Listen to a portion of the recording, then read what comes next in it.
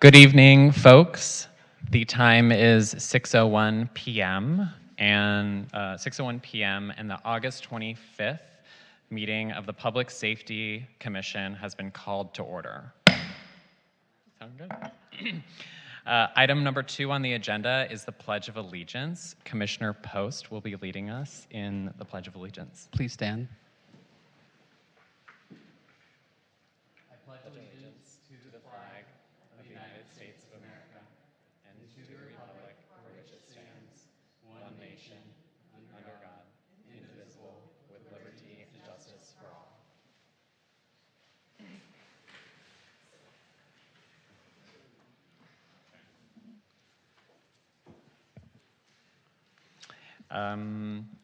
I also would like to actually back up a little bit, and I missed the land acknowledgement. So we begin by acknowledging that the land on which we gather, and that is currently known as the City of West Hollywood, is the occupied, unceded, seized territory of the Gabrieleno Tongva and Gabrieleno Kizh people.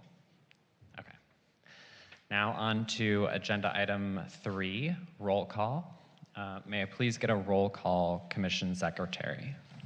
Yes, and please note that Chair Harrison is absent for this meeting this evening. Commissioner Eng? Here. Commissioner Hallman? Here. Commissioner Nickel? Here. Commissioner Pilarski? Here. Commissioner Post? Here. Vice Chair Blau? Here. We have a quorum. Thank you. Item number 4, approval of the agenda. Are there any changes to tonight's agenda for August 25th, 2025? We have no changes. Do I have a motion to approve the agenda? Move to approve. Second. May I get a roll call, please, Commission Secretary? Commissioner Eng? Aye. Commissioner Hallman? Aye. Commissioner Nickel? Aye. Commissioner Pilarski? Aye. Commissioner Post? Aye. Vice Chair Blau? Aye. The agenda is approved. Thank you. Item number 5, approval of the minutes. Are there any changes to the minutes for July 28th, 2025? Look to be no changes. Do I have a motion to approve the minutes? Motion to approve. Second. May I get a roll call, please, Commission Secretary? Commissioner Eng? Yes. Commissioner Hallman? Yes. Commissioner Nickel? Aye. Commissioner Pilarski? Aye. Commissioner Post? Aye. Vice Chair Blau? Aye. The minutes are approved. Thank you. Just lost it. Thank you. Item number 6, public comments. Commission Secretary, do we have any speakers at this time? Yes, we have all our speakers in chambers. We have none in Zoom. The first speaker will be Leslie O'Toole Roque. If you want to approach the podium, you will have 3 minutes.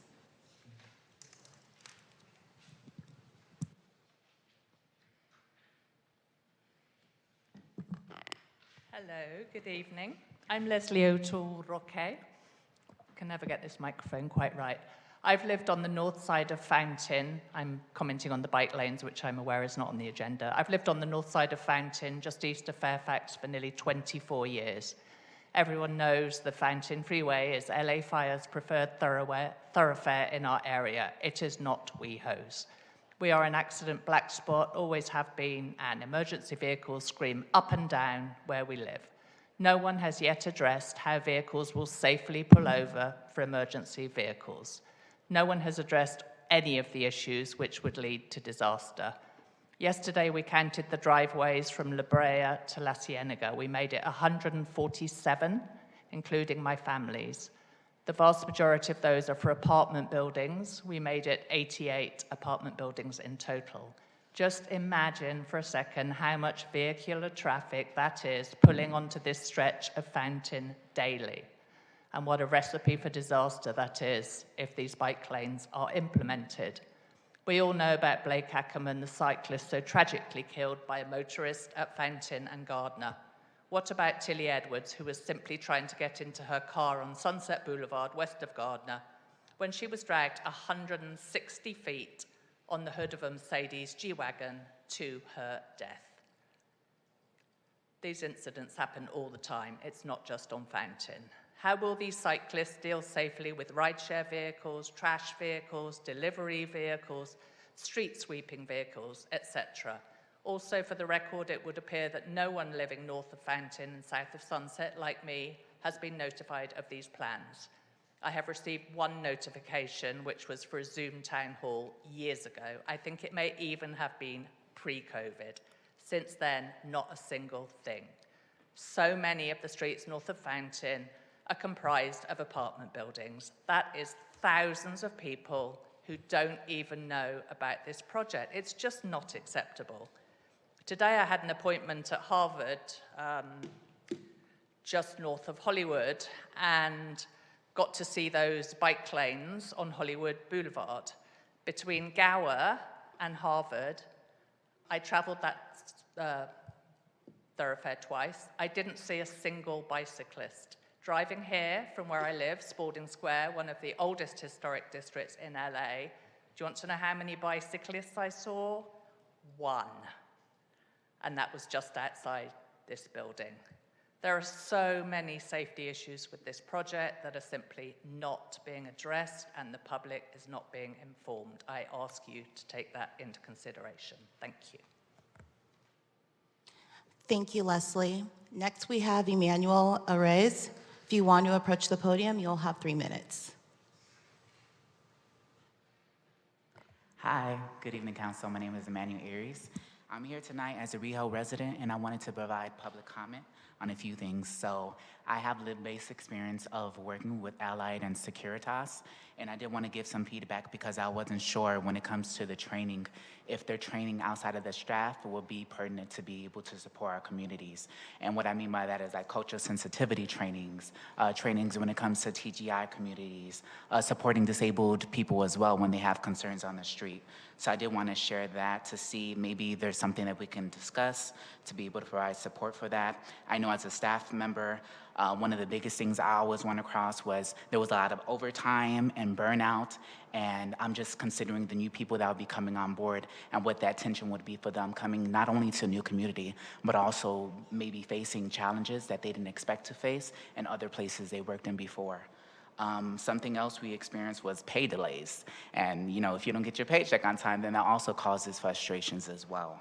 And there was a high level of retentions as well. And I think that the retention, of course, was because pay delays and the burnout. So I'm just hoping maybe there's something we can do as a community, whether it's creating a task force, subcommittee, anything that can just be able to report out on how everyone is doing, maybe even an introduction meeting where we'll be able to meet with the new ambassadors to see what would be different from the block by block versus the new people that would be overseeing the area. And that's all I want to share. Thank you. Thank you, Emmanuel. Next, we have Wendy Goldman. If you want to approach the podium, you'll have 3 minutes. Wendy Goldman, Block Captain, Cynthia Sunset Neighborhood Watch. Good evening, Commissioners. I'm here to repeat my request for sidewalk improvements on Sunset Strip.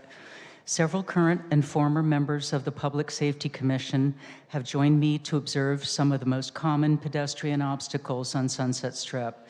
These include electric scooters, advertising sandwich boards, bus stop locations, large trash cans, and outdoor dining areas that block pedestrian access.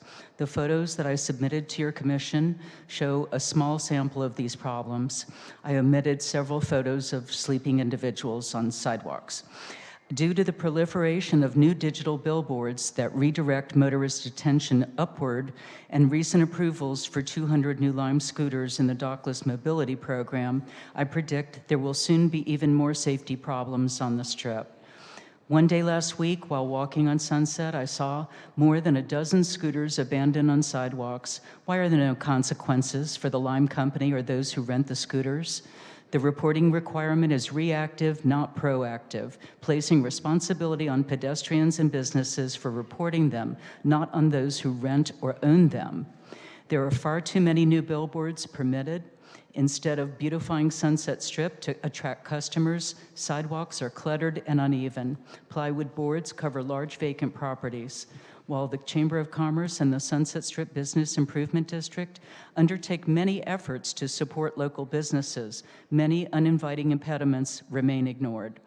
Please help Sunset Strip adjacent residents and others who want to walk safely on sidewalks, and demand our city leaders enforce rules on Lime scooters as they have approved the 200 additional ones. This will most likely result in more sidewalk riders and dangerous conditions for pedestrians. Thank you. Thank you, Wendy. Our next speaker is Stephanie Harker. Stephanie, if you want to approach the podium, you will have 3 minutes.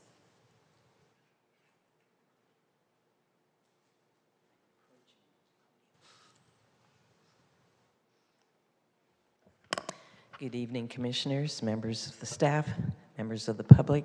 First of all, I want to congratulate Captain Lapkin again on her new rank. It is alarming to me how public safety has reached such political heights in West Hollywood. It became apparent when the former Commissioner Nico Sun Chong showed up out of nowhere and was allowed to discuss how the city could reduce the number of sworn officers to purportedly save money when it wasn't on the agenda. Then almost as quickly as she came, she was gone, stepping down off the commission. That is one of the points in time that things started to change. Now we have 2 or 3 other outside interest groups doing the same thing. It just keeps getting uglier, with the sitting commissioners lashing out at members of the community, joining Councilmember Erickson getting on a public Zoom meeting and announcing that his own constituents are liars, are Trumpers, and spread misinformation, as well as stating that the cities who don't want bike lanes are MAGA. I know that for some reason traffic safety has been eliminated from this commission's purview, which in my opinion is a big mistake. But here's how the ill-conceived bike lane plan will affect residents' personal safety.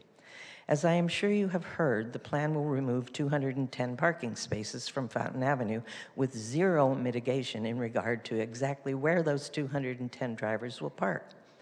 A few weak ideas have been floated, such as they can park in Plummer Park and then just move their cars by 6 a.m. the next morning, every morning. Then, at the Transportation Commission meeting last week, someone mused that they can park in and around the neighborhood, pardon me, and will only have to walk a few extra blocks when they arrive home. Will the city be guaranteeing a safe walk to their homes, particularly when they arrive after dark with their kids and their groceries, or if they are seniors or disabled? I hope you will consider at least a few joint meetings with transportation that are televised and announced to the public. The key word and battle cry for Fountain Avenue project is safety for cyclists. But what about safety for all the rest of us, especially pedestrians? The proponents say if you are against bike lanes, you are against safety, which is not true. Thank you. Thank you, Stephanie. And our final speaker is Kathy Blavis. Kathy, if you want to approach the podium, you'll have 3 minutes.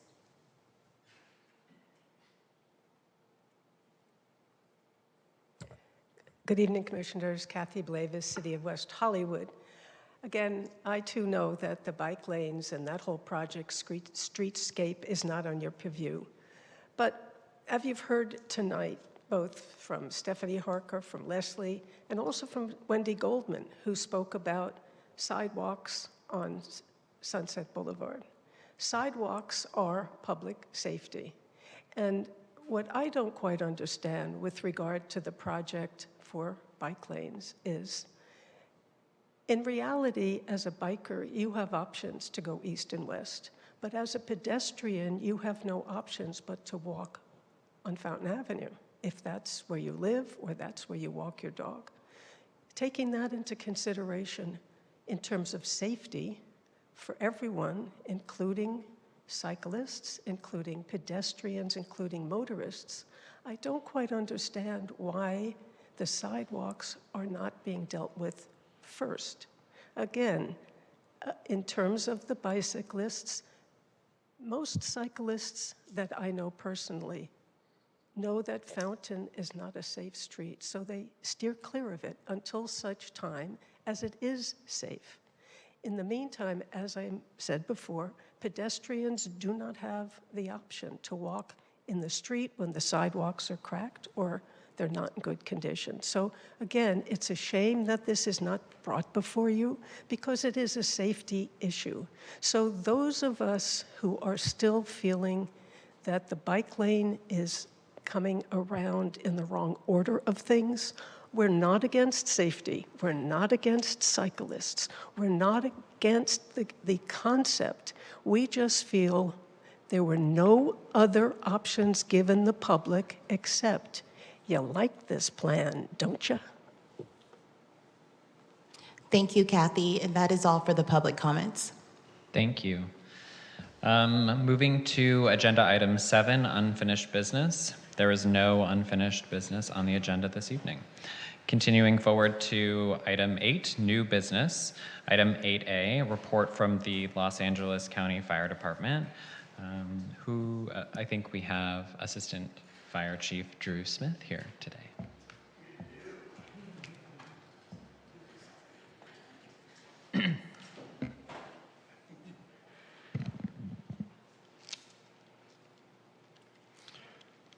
All right, well, I'm glad to be back. I've been out doing fire business outside of West Hollywood, just so you know that. So it's been busy with the organization, but your Los Angeles County Fire Department is doing great, and we are proud to be your fire department here in West Hollywood.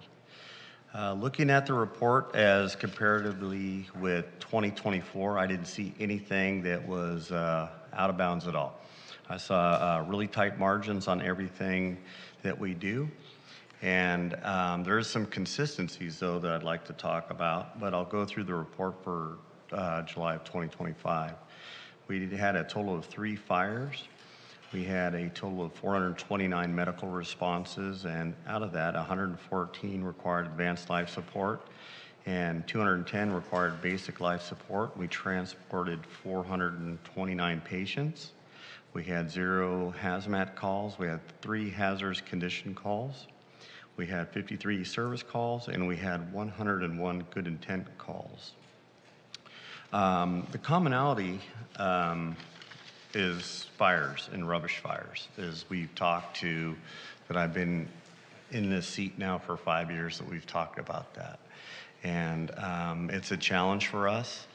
It's a challenge for the city. It poses a significant threat. And just so we have that public awareness that proper disposal of your trash, or however it starts, and the impacts it can have because of the complexity of the city, it has could have a different outcome from it just being contained to the container of origin, if you will. So just want to make that for the public to be aware. Just be mindful of what you put in the trash receptacle. So every rubbish fire we go on, it doesn't mean that it's intentionally set or it's arson. It doesn't mean that. Just when you have an accumulation of rubbish, different things happen. It can be a multitude of different parts of what could start a fire.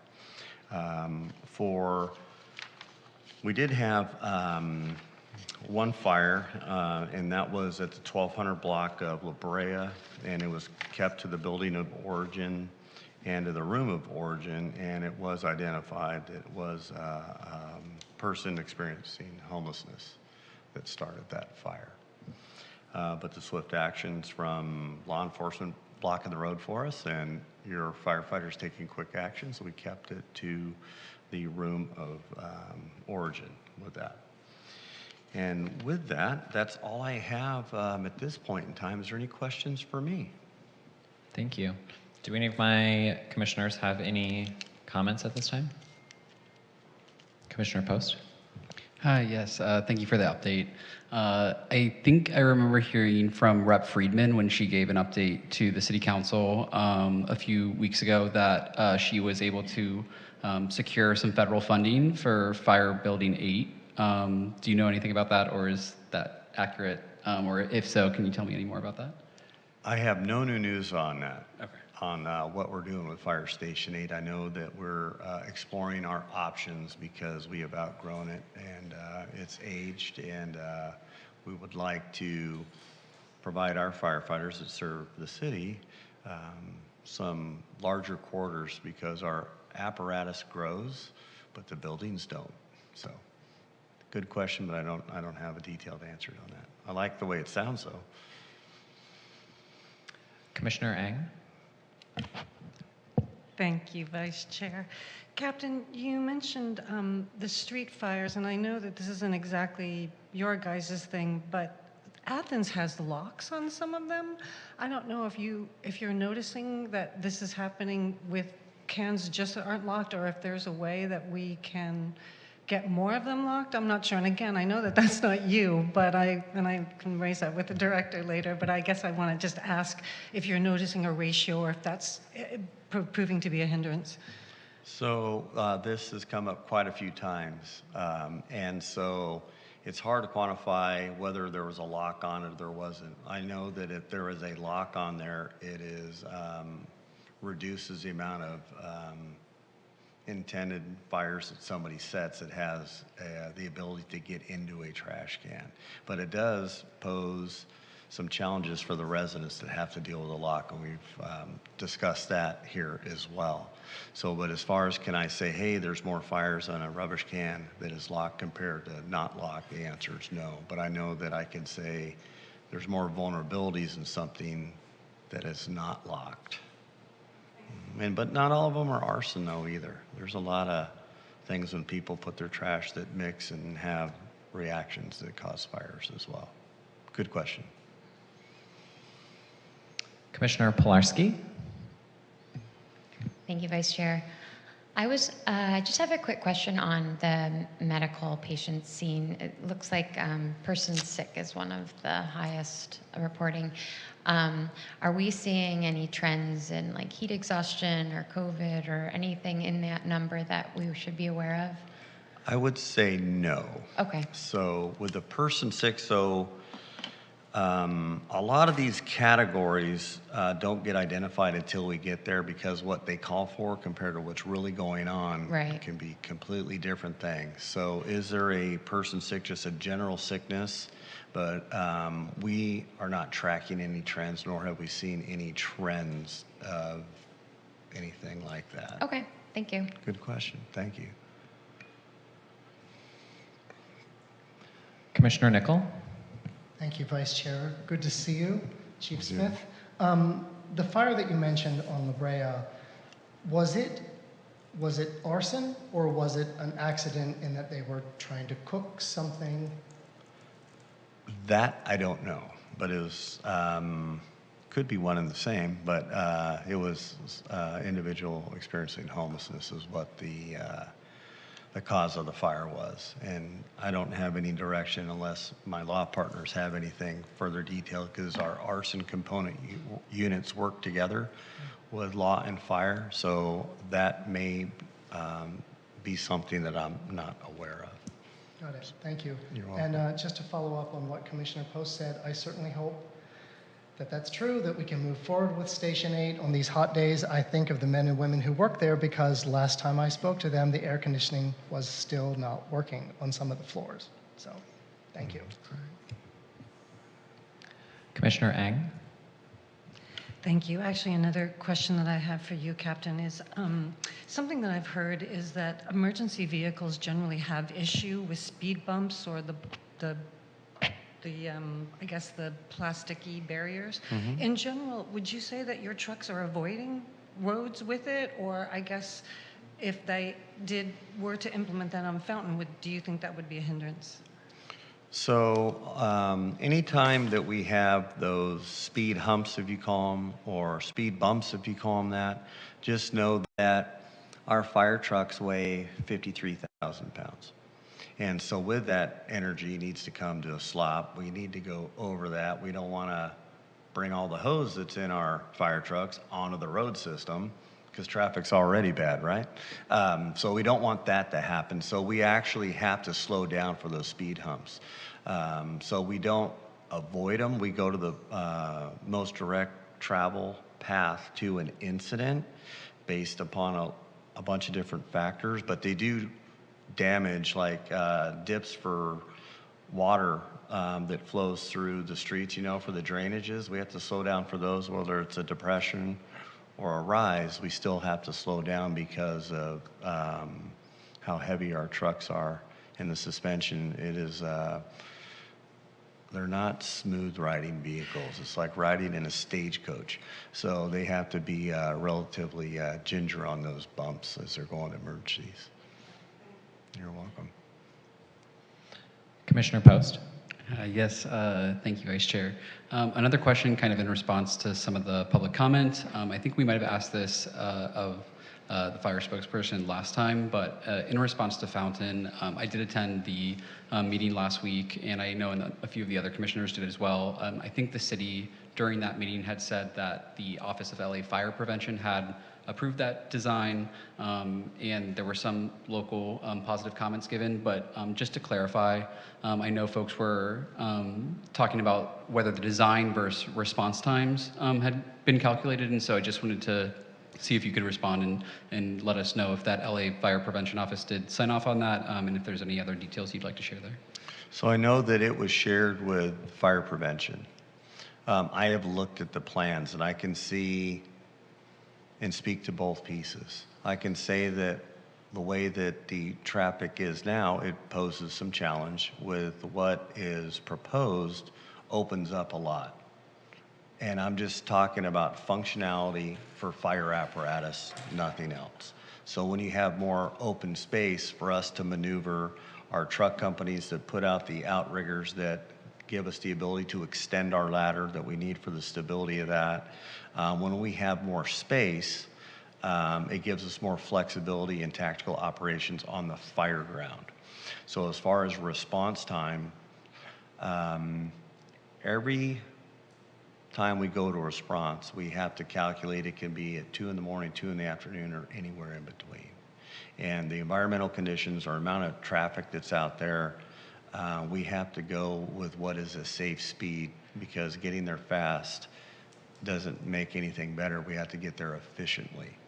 And so with the proposal on that, I don't know exactly where we landed on it from fire prevention, if it's been approved or how that looks. I don't know. I can say that I've seen the plans and I can see some benefits to us just based upon the amount of open space that's different than it is now.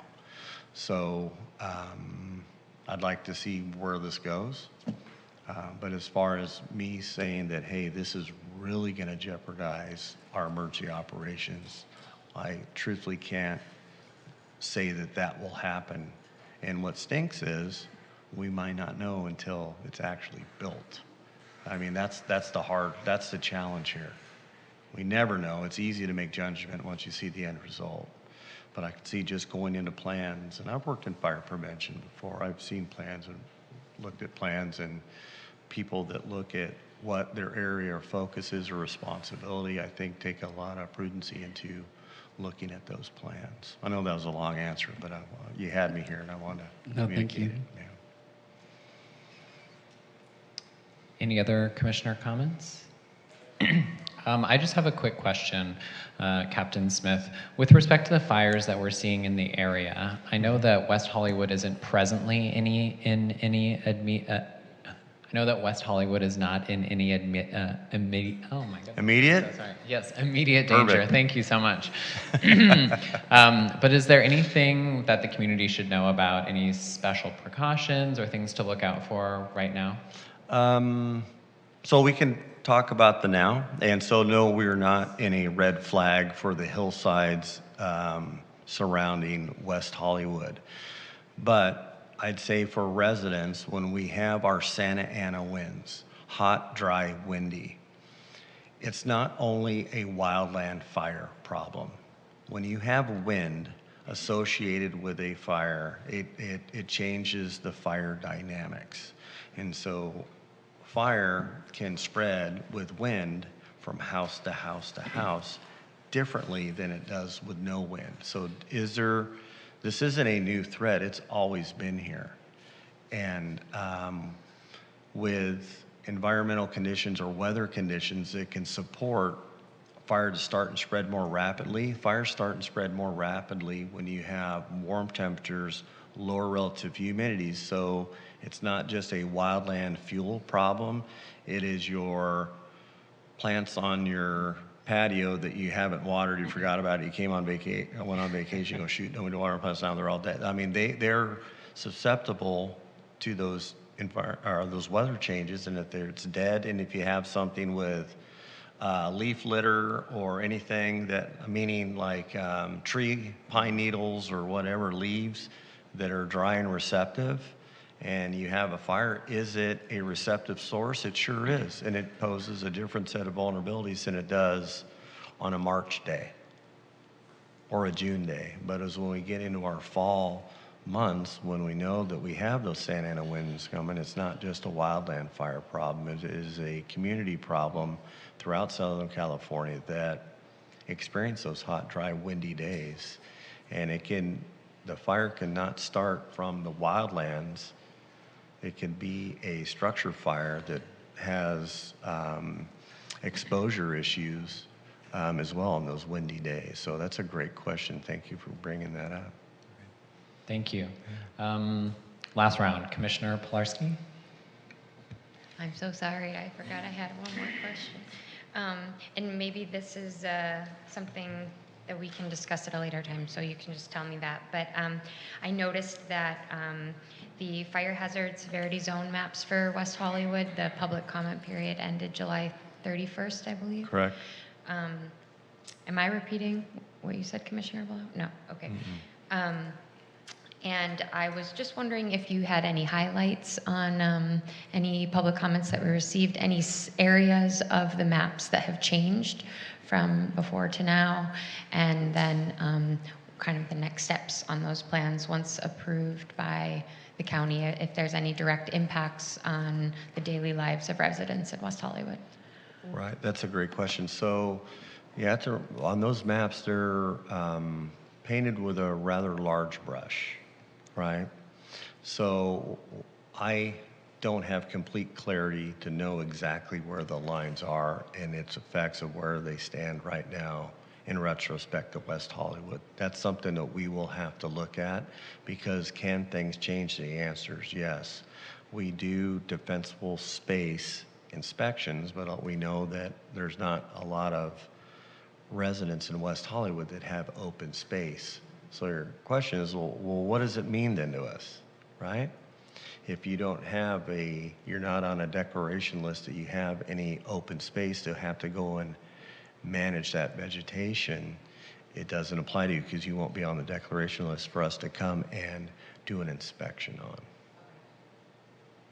If you have no open property that you have to go and trim your trees or modify any of the fuels in those open wildlands, then you don't have those same restrictions like people do in other areas in LA County. Okay, thank you for the clarification. You're welcome.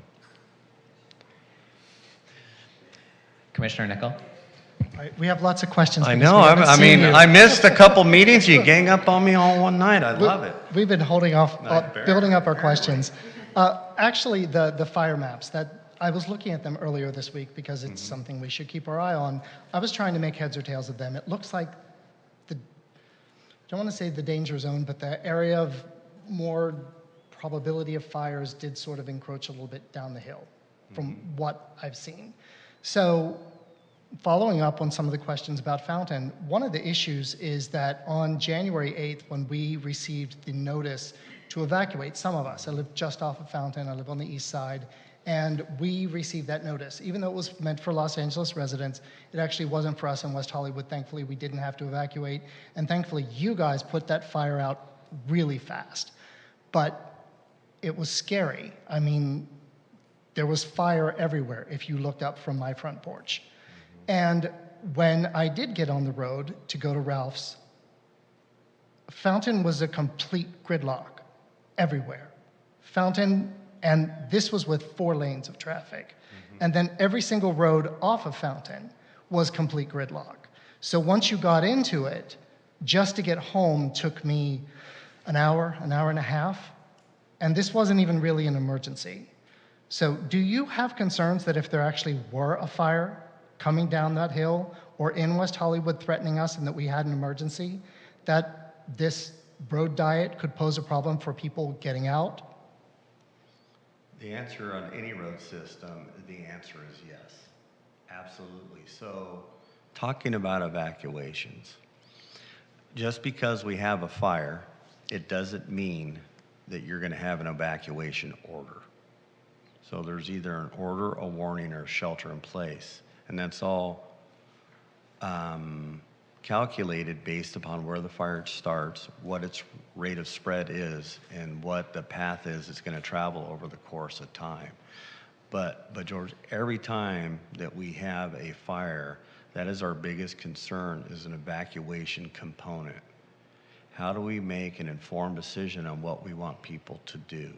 And I applaud you for actually evacuating, because a lot of people don't, so thank you for that. They wait till the last minute and it's an inconvenience, they don't want to, and now it's too late potentially. So anytime that we have fire, your fire department and your law enforcement work hand in hand on sending out the messaging with Office of Emergency Management. Law enforcement gets the traffic control measures in place early, and we come up with a plan on how to direct traffic. It is more likely in some of the other areas like the Santa Monica Mountains where it's exercised routinely. I've had plenty of conversations with new Captain Fanny Lampkin that about this, because these are the discussions we have at our level about our people and what their operational readiness is for this. So we did talk about that when we do have Santa Ana winds, and how does West Hollywood prepare? How do we prepare as fire and law for those type of evacuation emergencies? And it's not just wildland fire, it's for all risk that we have. We talk about this when we do Halloween, when we do the Pride. We talk about when we have National Night Out. This is what we talk about. All in it, we know that it is, traffic is a concern in West Hollywood. It's very challenging. It's very challenging. I know that was another long answer. No, I appreciate it. It's certainly something that's been on the minds of many people in the community, and it is a valid question. There are people that have real concerns about public safety, and that involves everyone. It involves residents, bicyclists, pedestrians. It involves everyone, and everything must be considered. So thank you very much. Thank you. Last one, Commissioner Eng. Okay, well, I think actually there's going to be two parts of this now. Something actually I'd like to say based on what you just said to Commissioner Nickel was that I live a little further south. When that evacuation notice came, the streets were flooded, and I recognize, A, that I was not called to evacuate, and B, right, why clog the street? So when you say you congratulated for not, I didn't go. I didn't go. So, Okay. and I think it's worth noting that I didn't, again, want to contribute to, and what I did afterwards, because I recognized that there was no way I was going to go anywhere, is I obtained a cart that I can transport 2 dogs and stuff in, and it's not ideal. I feel very fortunate that if that would have come up, that I can do that. But I mean, I think this is really just a greater discussion about being prepared and what we can do as individuals. And something that I always say is that one of the reasons I want to be prepared is that I know that I can, there's a degree that I can take care of myself, and I want to do that so that more vulnerable people have those resources. I feel really strongly about that. In fact, I have 5 fire extinguishers in my 1,000-square-foot home and 30 gallons of water. I don't generally talk about the water because I don't want people coming over for it if things go bad. And then the second part actually was going back to what you were talking about, like with the fire threat. There are phone lines by my house, and there are bamboo from the neighbors going, and it's going into the lines. I contacted the city. I cannot remember. I mean, it must have been code, and I think they told me that fire handled it. So I spoke to someone. They said, "Oh, don't worry about it. We go and check regularly," because those things look like they were in the phone lines. So can you maybe speak about that a little bit, about how that's managed? I can. So your electrical service provider has contracts to make sure that the lines are clear. So the lower lines that you see are utility lines, and then the above where the crossbars are the high voltage lines. So with, we'll just say with the energy component of that, with your utility lines, we don't see that. We don't see fires that start from utility lines. And there's quite a bit of separation and distance to the voltage lines that are above that, but there is with your electric companies that have that, whether it be Edison or PG&E or whoever, wherever you're at, they have contracts to make sure that those are clear. So we have, we don't have many issues with utility lines besides people being inconvenienced that a branch comes down and now they don't have some sort of service really. But as far as a fire threat, not too much with, they don't push energy through that to cause fire. It's another great question. Commission Secretary, do we have any public comment? We don't look to have any public comments.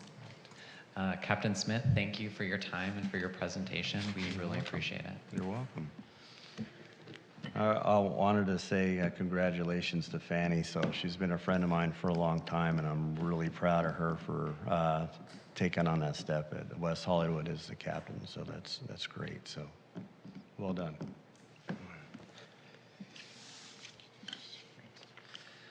Item 8B is the block-by-block security ambassadors. I believe, we've got Erica Leone, who will provide a report on July's activity.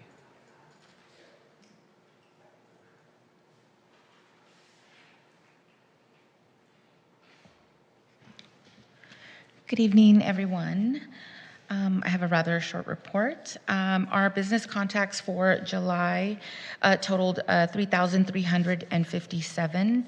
Unhoused contacts totaled 1,145. Our ambassadors responded to 669 calls for service and provided 35 safety escorts along the city. Over the month of July and into August, ambassadors continue to partner very closely with Healthcare in Action and WeHo Cares through proactive patrols and wellness checks, especially as the heat continues to rise. So that partnership is particularly important to us as we continue to encounter individuals that are looking for resources. And in July, we temporarily launched a kiosk at the children's play area at WeHo Park in an attempt to deter some unwanted activity in the area, and that's still in place. And that's all that I have to report. I do want to congratulate Fanny on her appointment. Super proud of her. She's been a fantastic partner to our program, and just really, really personally proud of her on her promotion. So congratulations, Fanny. There we go. Do any commissioners have any comments? Commissioner Ang. Thank you, Vice Chair. So first, Erica, I'd like, the first question I actually have is that I call you pretty regularly, and I was looking at the response time reports, and I don't see any of my calls on there, so I guess I'm curious how that's recorded. So the only calls that are listed in as far as response times are what we escalate to Sheriff's Department. Got it, that's good to know. All right, and then obviously want to talk a bit about the changeover. Can you maybe speak to how the change is going to happen between September and October from block by block to the new company? Actually, as just a point of note for the community and the commission, we have a specific item for this. Item 8E is an update regarding the unarmed security ambassador services. So I think we can hold questions on that topic until that point. Got it. Okay, and I guess, well, then the other question, it pertains to that, so I'll wait. Thank you. Commissioner Pilarski. Thank you. I wanted to take this opportunity to thank you and your team for your unwavering support to the City of West Hollywood. I also use your services quite a bit. I've always been greeted with respect, acknowledgement. They're always there on time, and they truly have become a fabric of the city, so thank you. Just a few questions on the increase in safety escorts. It seems like that trend is like over 100% in a lot of the areas of the city. So has that been something where people are finally learning that this is a resource that they can use, or is there a different trend going on? Yeah, it's a lot of that, the safety escorts. We talk about it all the time. And obviously there was an effort put forth sometime last year, it's been a minute now, but we rewrapped a lot of our kiosks to specifically call out that service for city residents. So I think that has been a big part of it.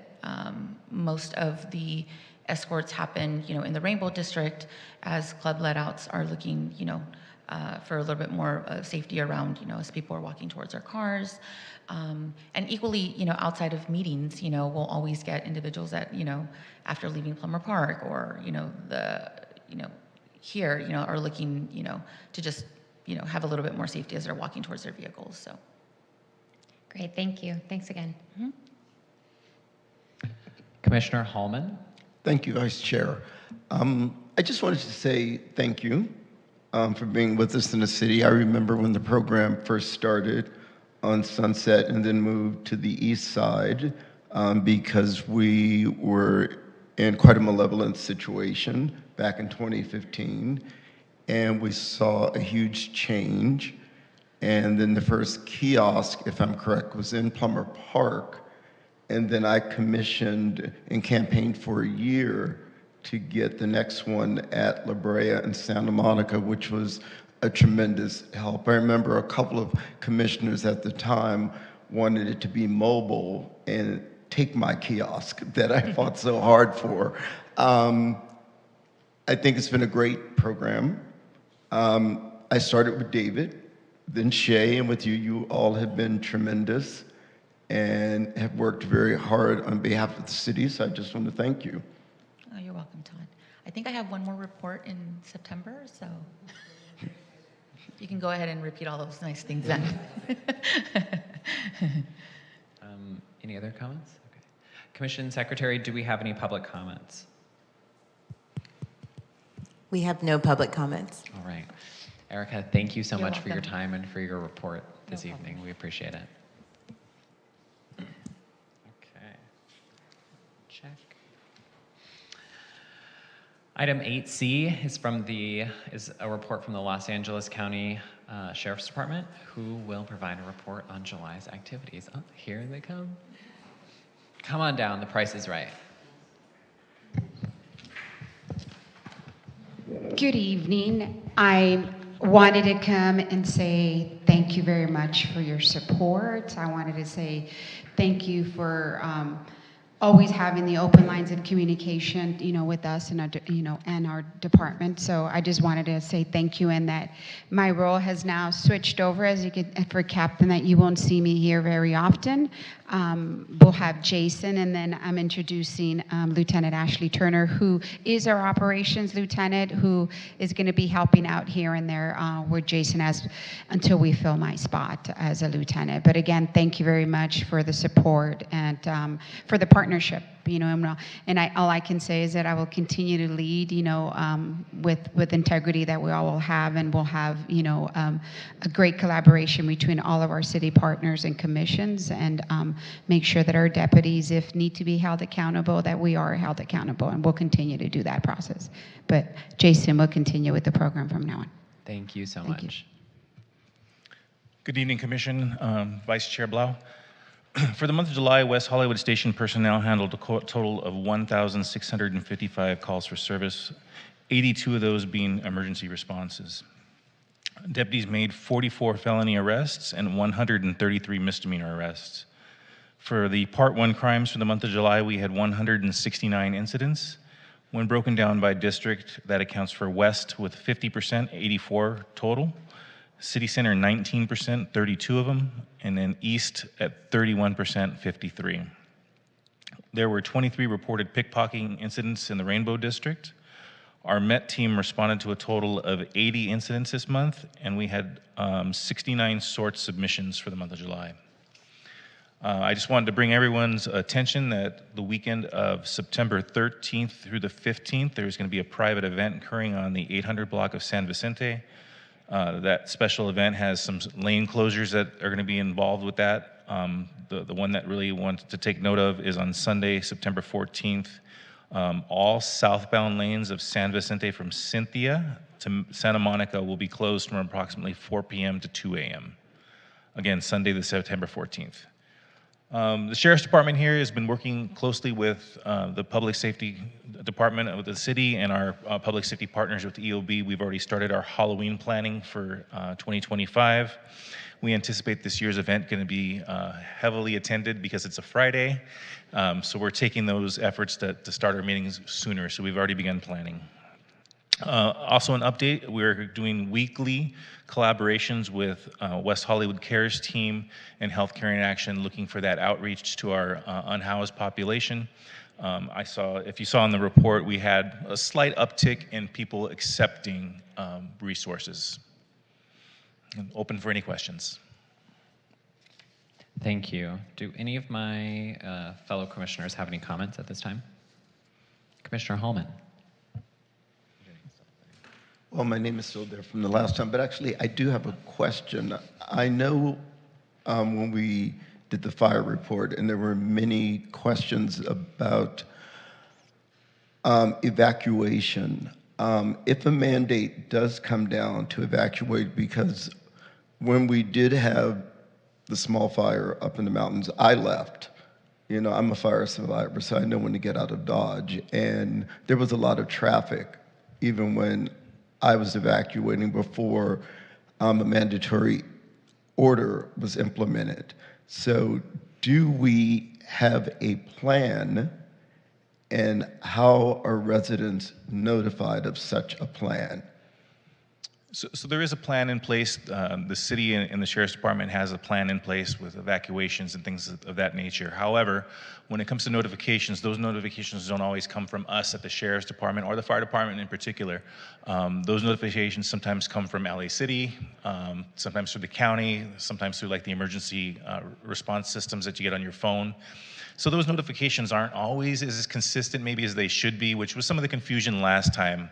I know here at the Sheriff's Station, we're definitely trying to get a better system on board with using our Nixle and our social media platforms to notify our specific areas. But when it comes to those notifications, it's a little tough because there's so many other people involved.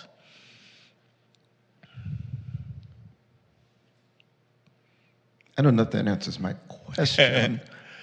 So what are people supposed to do? Pay attention to those notifications, whether or not they're from us or from LA City. You're going to have to follow those orders. Whether or not they're going to be accurate for your area, it's tough. It's very tough because, like, for example, I got those notifications and I don't live in this area. So I was getting notifications to evacuate and I don't even live here. But it's going to be one of those things where you're going to have to like listen to local media, listen to local responses from us or from the fire department. Like I said, it's tough because there is all those resources out there putting out different information sometimes. So city staff, does the city have an emergency notification system? Anyone? Thank you for the question, Commissioner. Yes, the city does have an emergency notification system in place through Nixle. So there's various ways that we are able to communicate with the community and with residents. One is community members can voluntarily sign up to receive Nixle alerts, and anybody can do that by texting their zip code to 888-777. And you will receive any emergency notifications within that zip code if you sign up. We also, as a city, have the ability, if there was an emergency, to reach 42,000 residents and businesses within the city of West Hollywood.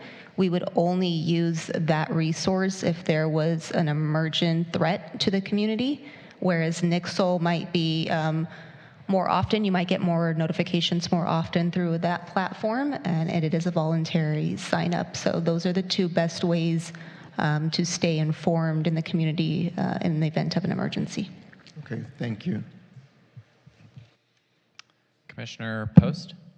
Yeah, thanks, Vice Chair. I just wanted to ask about, and I should have asked Fire Chief as well beforehand, but there was a death at the corner of Santa Monica and Fairfax, and I spoke with the business owner who had called, and I believe, as well as a patron of that business, had applied first aid initially, and then fire came.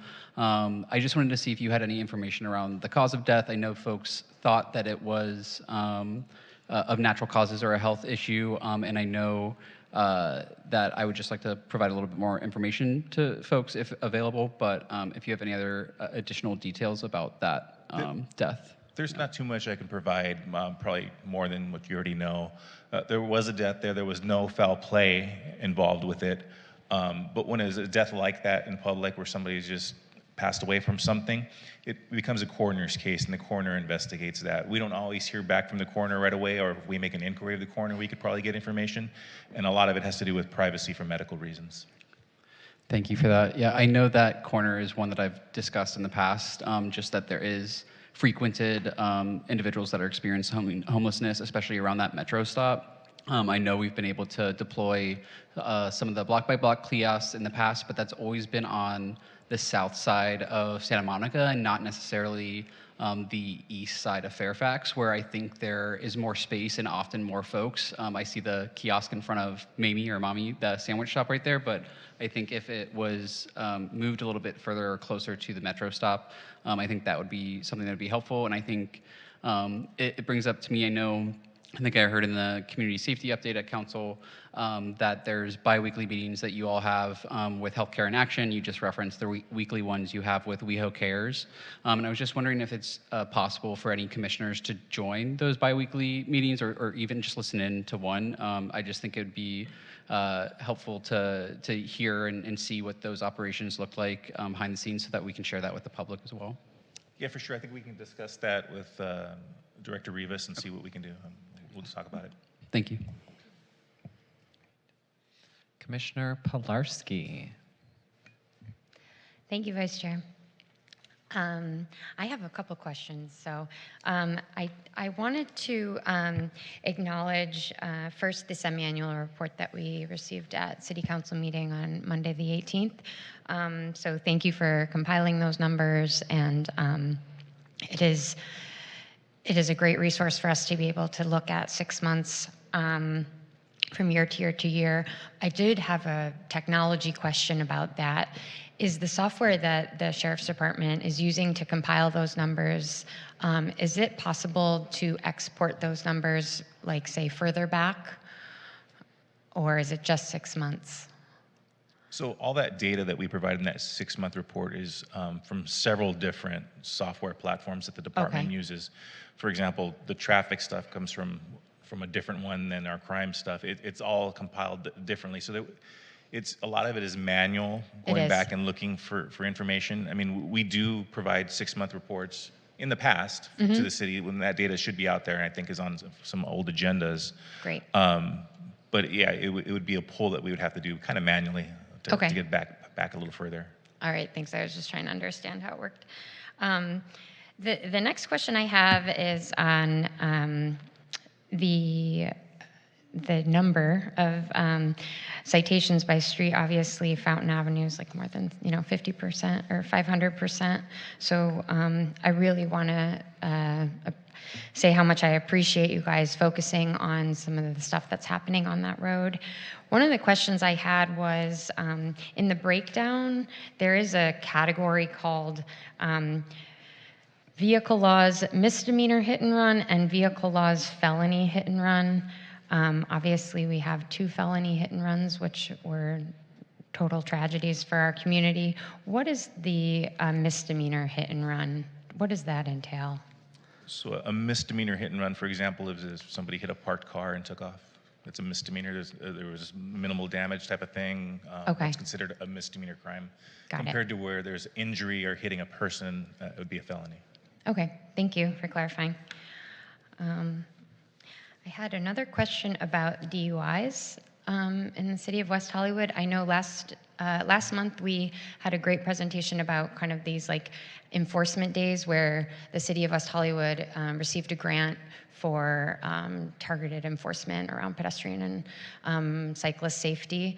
I was wondering, is the DUI checkpoint an option for use of those funds in certain areas of the city? It just depends on the grant. Certain Okay. grants allow for certain things. We have done some of those here in the past. Those are a little bit more involved, the amount of personnel and resources that come out for those things.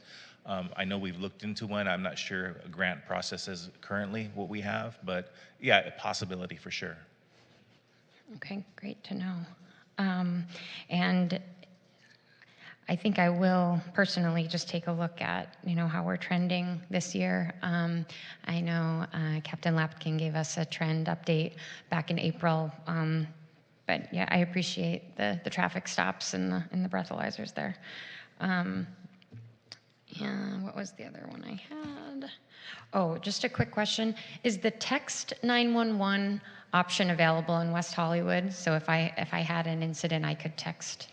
Yes, 911. it is an option. It works everywhere in LA County if you were to Gotcha. text to 911. We obviously prefer talking personally to somebody in 911. It's a little bit quicker and better for communication, but in those circumstances where someone's not able to, yes, texting is an option. Okay, thank you so much. Commissioner Nickel. Thank you, Vice Chair. Good evening, Sergeant Ron, Lieutenant Turner. Good to meet you. Of course, I want to start by congratulating Captain Lapkin. We are very, very lucky to have her. And also thank Captain Mulder, who was incredible, and his wisdom will certainly live on in the city with, if you see something, say something. I did want to ask you about, on August 13th, there was an incident on Norton Avenue. There was a large police presence. It was at Curzon and Norton. I understand that there was an arrest made because a man was breaking into homes. Is that correct? Somewhat. So there was 3 incidents on that street, or in that area, I should say. It was a person trying to steal bicycles from the location. And in order to obtain one of the bicycles, he did go into a patio area. So he was ultimately arrested and charged with burglary because it was a patio area which was enclosed, but his ultimate goal was to steal a bicycle. And he attempted to steal another one and damage some property. So he was charged with burglary and vandalism. Got it. Glad that you were able to arrest him. Also, I just wanted to mention that my neighbor who lives on Curzon, right there, her car was stolen. And you guys got it back. And we were talking, and she was saying that the deputies that helped her were just so professional and really, really helpful. But again, when she did call the station, the person who answered the phone was not as nice as we would hope in these circumstances. I know that that's something that you're aware of and that you've been working on. So I just wanted to pass the feedback along to you. We had talked before about the incident that was on July 26th, where there was a woman with a bullhorn and posters screaming anti-Semitic things at the corner of Crescent Heights and Santa Monica Boulevard. Now, as we said, she has absolutely every right. I will defend the rights of people to say the things that disgust me the most because they have those rights. Until she starts calling for the death of Jews, which is what I saw in some of those posters. Is there any follow-up? Have there been any other incidents? To our knowledge, there's been no other incidents involving that person or similar to that type of activity. And to date, we haven't had no other reports or other people coming in the city of West Hollywood about that. Got it. I want to be sensitive to this. In the report on the 10th, you do reference the accident that killed the young man at Fountain and Gardner. This is that accident that you reference, yes, in the report on 7/10? Yes. Okay. It says, based on the factors determined during the investigation, the cause of the crash is unknown at this time. So the person who was driving was arrested. There's a further investigation going, and it's a matter for the courts, yes? Yes, so that terminology that was used in that report, it's kind of a generic, almost like a rubber stamp. It's under investigation, essentially. It isn't like one of the traffic collisions that we would be reporting on regularly in that report where, person ran into the person at this intersection and that person ran a red light and was found to be at fault. Very easy to determine that compared to something like this. A lot more investigation, a lot more in-depth as to what's going on to make that determination. And it just hasn't been set in stone yet, and the court system is still working on the case as well. So that's why it has that generic terms in there. Understood. And it's necessary to be extremely careful because a life was lost and it's complicated. Correct, very complicated. So this reminds me of an accident that happened last October. I don't know if you remember it, but it was at Fountain and Spalding. And a woman was killed. She was in a car. Her husband was driving. He was badly injured. And right after it happened, there were calls for, again, everything was blamed on the lack of bike lanes. And it took a while. I know that when you came here, I asked you for details on that accident, also because it's right by my house.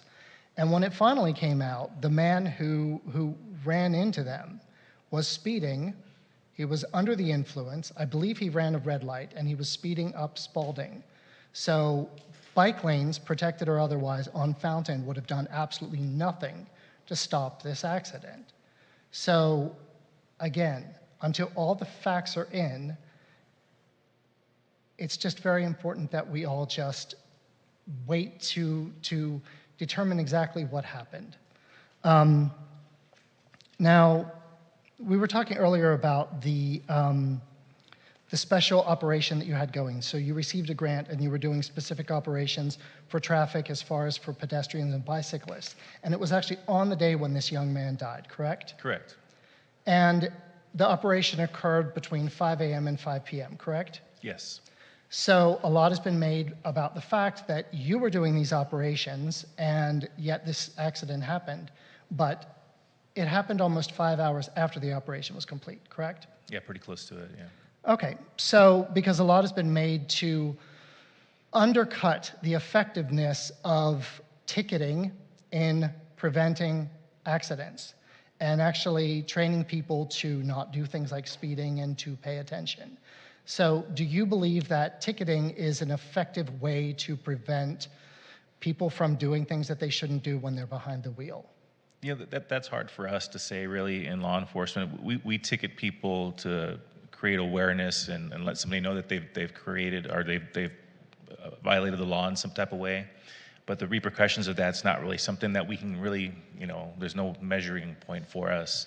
I can tell you from personally, when I was a kid, I got a ticket. I didn't do it again. It's one of those lessons learned type of thing. I would hope that most people would be the same way. Absolutely. I've received 2 tickets in my life in Los Angeles, and one of them was on Fountain. So I'm very careful. Also, red light cameras. I know that a lot of people have been calling for red light cameras on Fountain. Red light cameras are allowed in the state, but they're not allowed everywhere in the state, and there's actually a law going through, which I certainly hope passes. I think it's SB 720, and it would enable other cities to consider having these red light cameras. If we did have them, and by the way, I've talked about these red light cameras before.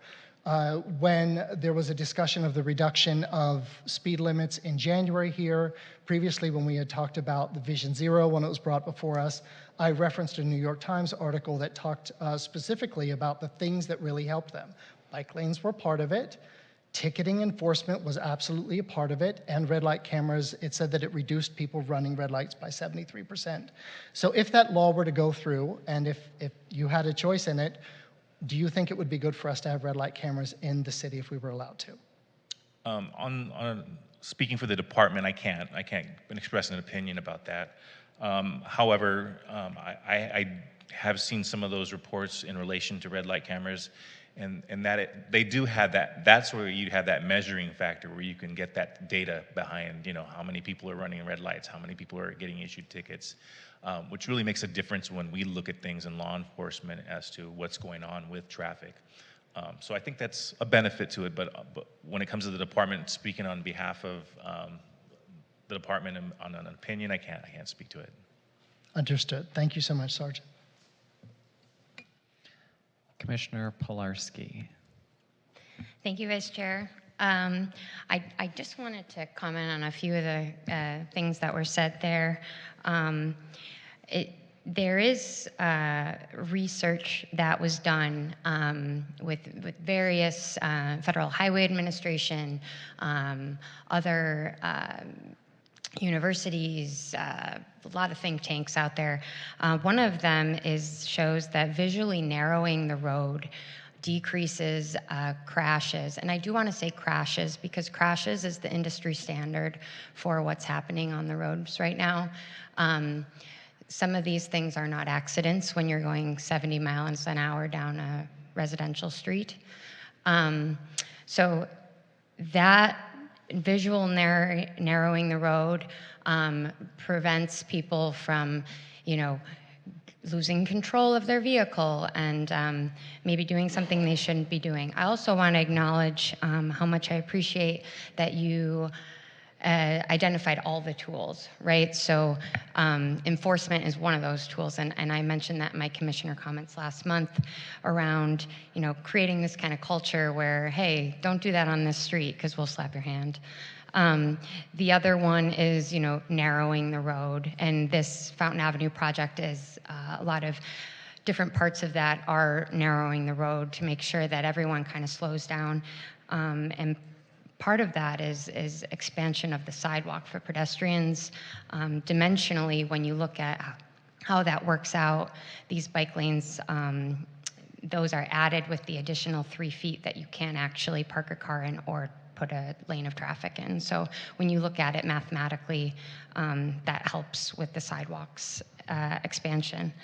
I did want to just also note the SB 720, very proud of the city of West Hollywood for endorsing that bill up in Sacramento with another streets safety advocacy group. So thank you.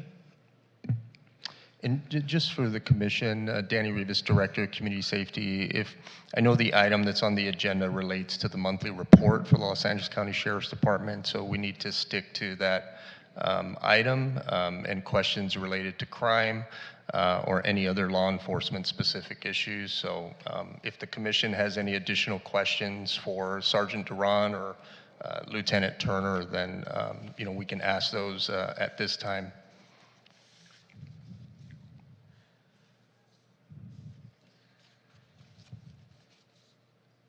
Commissioner Eng. Almost got away with it. Thank you, Vice Chair. Sergeant Duran, there was a drug raid that was by my house, and it was initially reported to be an ICE raid. That's not what happened, thankfully. But I do want to ask if they're being tracked. I feel like, again, we only had one big report, but the reaction from what happened seemed like there might be more situations going on, and I'm wondering if they're being tracked or tallied in any way by the Sheriff's Department. When you say tracked, you mean like some type of measure that we're taking to... That we know that, 10 ICE raids have happened or 22 people have been taken in or any sort of statistics on it. So statistics, no. However, anything that happens in the city of West Hollywood that we become aware of, we create a log of it. There is a record of us keeping track of what's going on, what was involved, who was involved, things of that nature.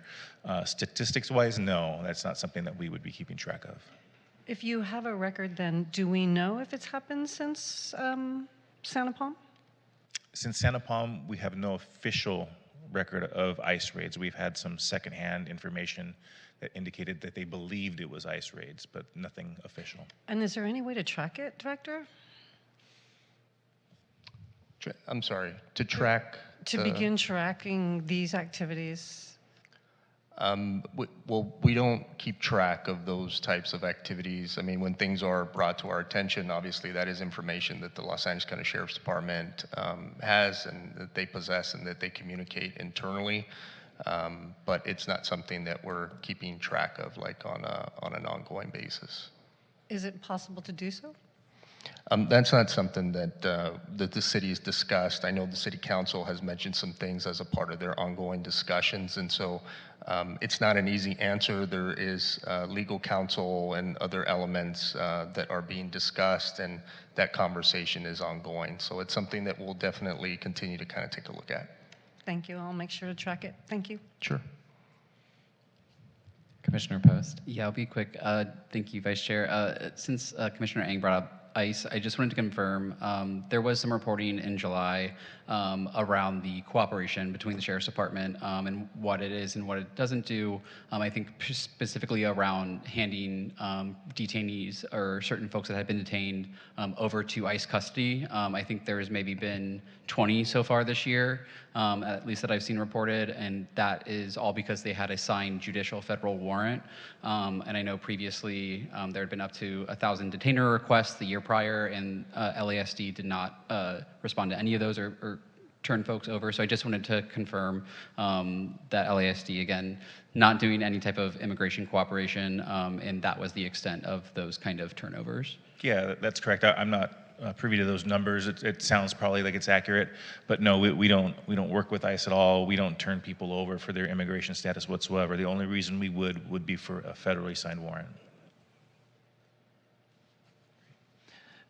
Commission Secretary, do we have any public speakers? Yes, we have 2 in chambers. The first one is Ed Holman. Ed, if you want to approach the podium, you'll have 3 minutes.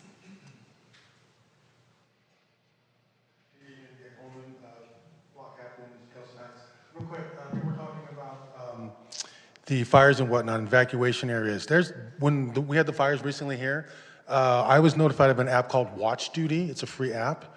And when the fires start happening, they make zones and they tell people they have notification about when to ready, when to set and go. And there's a link to an evacuation map that you can go to on the Genesis website, and you just plug in your address and it'll tell you which way to get out of town. Just wanted to bring that to your information. People were asking about evacuation stuff. Free app. Thank you, Ed. Our final speaker is Kevin Burton.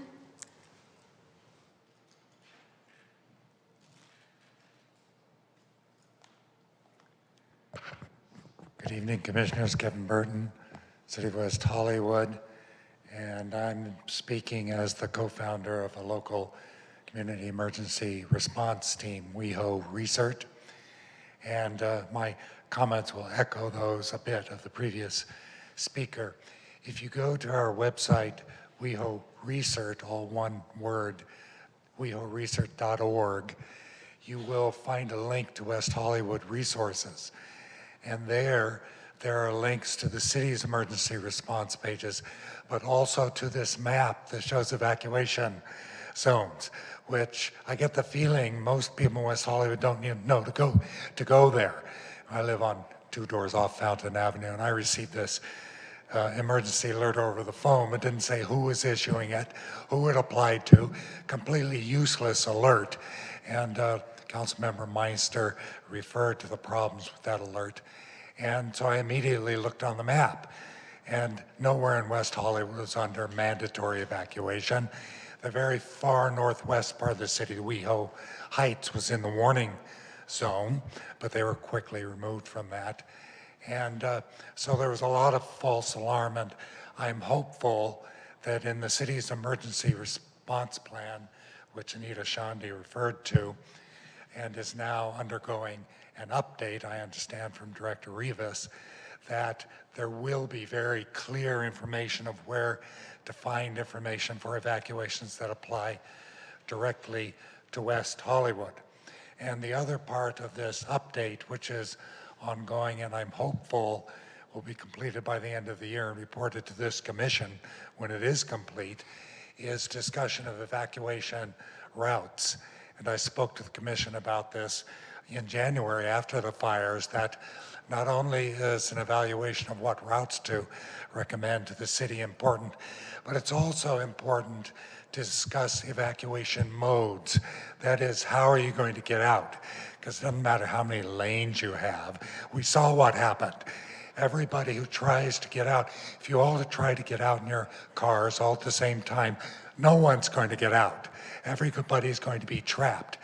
But a lot of people have alternatives, as Commissioner Eng discussed. And for those who are able-bodied or have alternatives, such as golf carts, and I know we have Larry Block in the room tonight who has his own golf cart, or at least he was.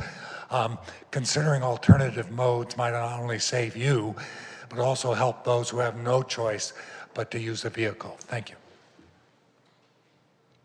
Thank you, Kevin. And that is all for the public comments. Thank you.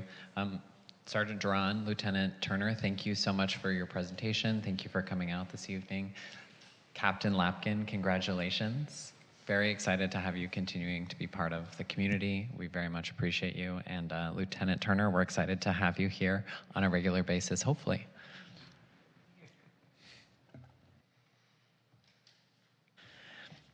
Moving on to item 8D. The Public Safety Commission will receive an update regarding the Drone as First Responder pilot program and the use of drones by the Los Angeles County Sheriff's Department. Thank you, Vice Chair and members of the Commission. On June 23rd, 2025, the City Council received an update from staff regarding the Drone as First Responder pilot program. As noted during the City Council meeting, the current use of drones in place in the city is not part of a new policy or program. The Los Angeles County Sheriff's Department has long had the ability to deploy drones in certain high-level emergencies.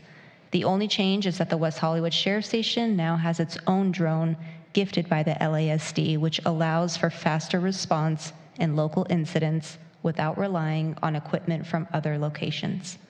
This is distinctly different from the Drone as First Responder program. I will pass it over to Sergeant Jason Duran to provide additional updates on the drone programs. Good evening again. So I just wanted to kind of give a brief overview what the two different programs look like. It gets a little confusing for people when they hear these terms.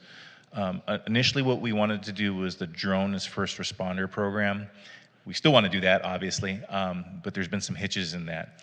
What that program looked like was that there was going to be a drone that was going to be on top of a building.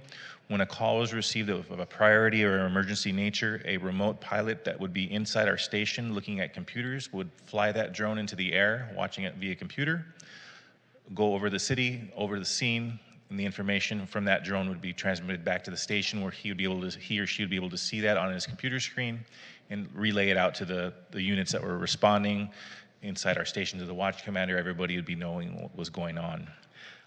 The program that we're currently able to use is based on the department's current drone policy, which we can currently use. The Drone as First Responder program, they're working on revising our department policy to make it hopefully fit for what we want to do here in the city. But the program that the city the program that the department has in place for a drone is basically what happens is a deputy would have a drone in a vehicle. It's a smaller drone. We would go out to a call. If that call met certain criteria of a priority or emergency, some type of a critical situation, that deputy would be able to remove that drone from its case inside the vehicle. We would make a phone call to our Special Enforcement Bureau and speak to their watch commander and say, hey, this is what's going on, and they would give us the thumbs up or thumbs down to deploy that drone. That drone would be in the air over the situation where the deputy on scene at the location would be able to see what would be going on. It wouldn't be transmitted back to the station. So that's kind of what the difference in the two programs look like.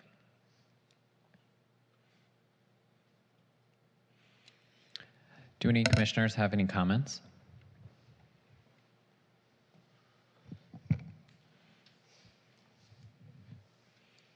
Commissioner Post? Yes. Okay, there we go. Thank you, Vice Chair. A few questions, and I might have a few comments later as well. I know in the original presentation for the current program, I thought I had heard one of the sheriff's deputies mention the air data tool, which is something that keeps track of the flight path when the drone is launched and things like that. I know we have not had any use of the drone yet, from my understanding, so we might not have anything to be provided in air data. Once we do have an instance, can that be provided? I know there's a webpage, Safer WeHo, that has some of this information. I think it'd be great to link out to that air data landing page. I saw one for, I think, the LA Port Police have one that you can see right now, but I just wanted to see if that air data tool would be available. So that air data tool was going to be in conjunction with the DFR program, the Drone as First Responder. That had a lot more software involved with the program itself, where the drone, all that data that was being transmitted from the drone itself was going to go back into that air data software. This is a little bit more manual, if you want to call it that. However, the information that we track with that is going to go into basically a sheriff's department log. How we could translate that into like air data, I don't know at this point. Like I said, it's a little bit more of a manual type of procedure. It's more basic than what we were talking about, the technology. Okay, thank you. Another question, do we know who the current provider of the current program drones are? I know previously I think the DFR program was Flying Lion, but are you able to tell us where those drones were acquired at least? I don't know the brand name of the drone, if that's what you mean. I don't know the brand name of the drone. Okay, but there's no, similar to Flying Lion, there's no third party currently. It's just the sheriffs that are using this drone. Yeah, we're in possession of the actual drone. It's like something, it's more sophisticated, but something you could buy off the shelf. Okay, cool. And then my last question, at least for the sheriff specifically, I know it was mentioned that the WeHo Sheriff Committee around technology had gone to the Sheriff Oversight Commission, their subcommittee on technology, on July 29th. And I just wanted to see if you could provide any further feedback. I know that was mentioned, I think, in council, but I couldn't find any agenda or minutes or recording of that meeting. So I just wanted to see what other feedback you might have received from the commission or that subcommittee. I don't think we've received anything. As far as I know, I have never heard anything. Sorry, quick update because Sergeant Durant didn't know about it. I spoke to Commander C2. She went to the ad hoc technology committee for the COC, and it was not recorded because it was the ad hoc committee. So their update was that they gave feedback and recommendations. Now the department is looking at the feedback and recommendations that they had, and now they were double checking whether or not they needed to go back to the COC ad hoc committee. But it wasn't recorded or anything like that because it was just the ad hoc committee. Okay, and that ad hoc committee, that will be a full item to the commission at some point as well before approval, most likely?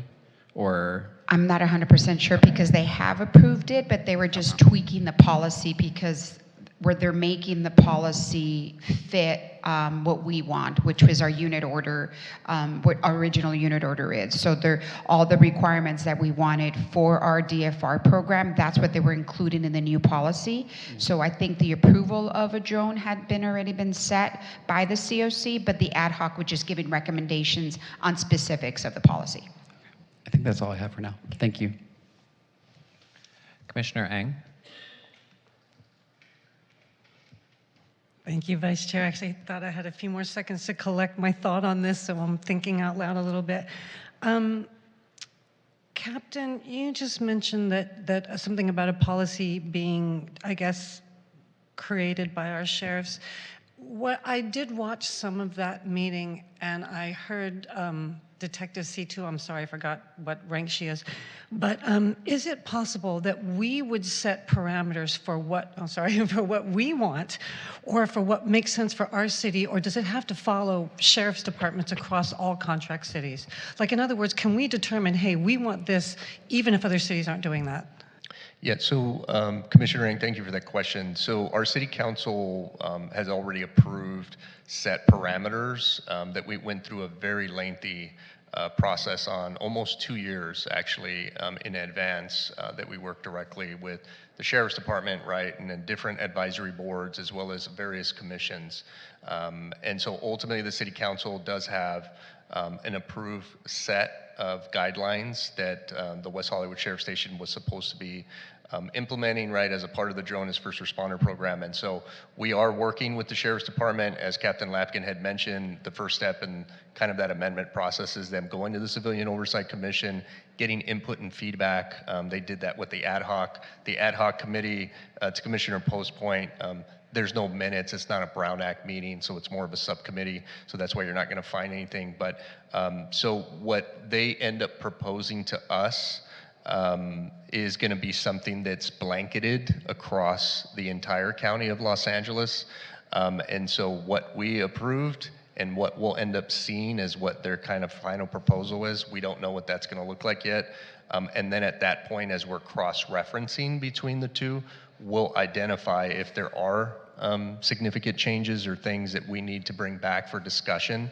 Then that'll be the time, to your point, where there will be additional, right, community or commission input as a part of that. Or if it's very similar in nature and it essentially allows us to kind of follow through what has already been approved, then we would follow those originally approved guidelines and we would implement our Drone as First Responder program. So I know that's a long-winded answer, but we're going to wait and see what we get back from the Sheriff's Department in terms of their proposal, identify if there is any significant changes in terms of what we already got approved from the City Council. If there is, we'll have additional discussion. If there isn't, we're going to proceed forward with our DFR program as is. Okay, thank you. I mean, I think it's a concern for most of us that our vibe and personality here is very different, and I'm not actually aware of what all the other contract cities are. I just think that it's quite possible that the nature of the way our city is run is different, so I do want to point that out. Also, something I want to point out is when you say that we began this process 2 years ago, oftentimes these things do take a long time, and something that happens within that is things change. We started this under the Biden administration, and we are now under a different administration, which I'll make mention of and remind everyone, and I think that that's something that concerns a good deal, or a lot of us, so I do want to remind people, I think what's been great about this delay is it could allow a course correction if that's the direction that we'll take. Thank you. Do we have any other commissioner comments? Commissioner Post? Yeah, sorry. I know I had mentioned this or was trying to make sure we were being diligent in our outreach to the public. I know when the council passed the temporary program while we're waiting for DFR, I thought that there was a consensus on broad outreach. And so I know there hasn't been necessarily like a social media post when we initially launched the technology that kind of talked about the drones, the ALPR cameras, the real-time watch center. And I just think it would be good for us, especially in this holding pattern, to let the folks know that we do have a drone program that is happening now in the city and has been approved. It is active, even though we haven't had any flights. So I think just working with communications to create some type of social media post or some type of news update that is in a press release format. I know we have the Safer WeHo page with some of these updates, but I really think to some of the pieces that Commissioner Ng talked about, if we want to have this program continue to be a success and see where the feedback from the sheriff's station is, I think we have to keep the public informed. And so I think it's something that's small and I think should be doable. So I hope that you all can work with communications to put something like that out. I do think that there's still concerns from the community, especially in this moment. I know we started 2 years ago, but we're under an administration now that is using federal surveillance. As we've heard, it has even used Medi-Cal data to initiate ICE raids and track folks. And so I think opening the door for some of these other contract cities to be creating the technology infrastructure that, while in all of our policies we say is against ICE, against immigration, we have other third-party groups that we also have to consider. And this administration, as we've seen, has been willing to use and go after data. And so for me, it's just a concern, and I think it's something that we should all be thinking about in WeHo. What are the implications of this decision and opening the door to other communities that might be more diverse, might already be under surveillance, and might suffer more harms from that type of surveillance, I think is something we should continue to voice. And I think creating space for the public to voice that, even if that is not the direction of this program, I think is important, just to make sure that we can continue to allow folks to express their opinions and make sure that they're updated about this program. So I hope we can do some type of social media post or news update, and hope to see that in the future. Just to respond, so we'll definitely be looking at all communication methods in consultation with our communications department to figure out what's going to be the best method in terms of communication. Definitely as we get closer to hearing from the Sheriff's Department on what their final proposal of their amended policy will be, absolutely. But I do want to just emphasize, as was mentioned, that this is not a new drone program that's being implemented in the city of West Hollywood. So right now, really the benefit of what the Sheriff's Department offered us is the fact that now we have one of their drones here at the station. We're not having to wait for the Special Enforcement Bureau, which is essentially their SWAT team, to come to the city of West Hollywood to deploy a drone, which they're more than capable of doing now, and they have for several years. And these are only deployed during like active shooter situations, if you have a barricaded suspect, very life-threatening type of emergency type situations, right, where you would call on the Special Enforcement Bureau at the Sheriff's Department, and you know, whether they end up arriving here an hour, 2 hours, 3 hours, right, on scene, and then allowing them to deploy it. The benefit of us having the drone here at the West Hollywood station is we wouldn't have to wait for that, right? We would be able to, upon approval from the Special Enforcement Bureau, be able to deploy that if needed, only in those instances. And so, you know, again, this is something that's been existing in place for some time. And so really what we're trying to get at is the Drone as First Responder program, getting that off the ground, so to speak, and definitely looking at whatever communication methods, having additional town halls with the community, I think is going to be so important in terms of what we did before, to just kind of reignite that, right, as we get closer. So as soon as we get a little more information, absolutely, Commissioner Post will definitely look at that. Yeah. Commission Secretary, do we have any public comment?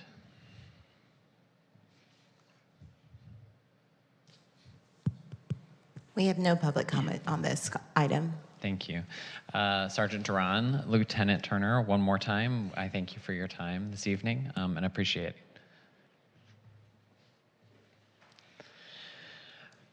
Continuing on the agenda to item 8E, the Public Safety Commission will receive an update regarding citywide and transit unarmed security ambassador services.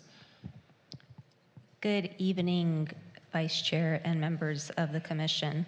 On August 18th, 2025, the City Council approved a new agreement with Allied Universal Security Services to provide unarmed security ambassador services across the city and transit areas. This contract covers a range of services, including uniformed bike patrols, kiosk staffing, foot patrols, fixed posts, and support at special events. Allied Universal will maintain the current team structure within the Security Ambassador Program, which includes security ambassadors, team leaders, safety officers, supervisors, and a general manager, ensuring coverage throughout the community. The agreement is set to begin on October 1st, 2025, and will run for an initial 21 months. There is also an option to extend the contract annually for up to 3 additional years. Additionally, new uniforms for security ambassadors will be introduced starting October 1st. We're seeking your input on the new polo shirt colors. Please refer to attachment B in your materials for samples of the proposed colors. We're happy to answer any questions or hear your feedback on the uniform options for the security ambassadors. Thank you.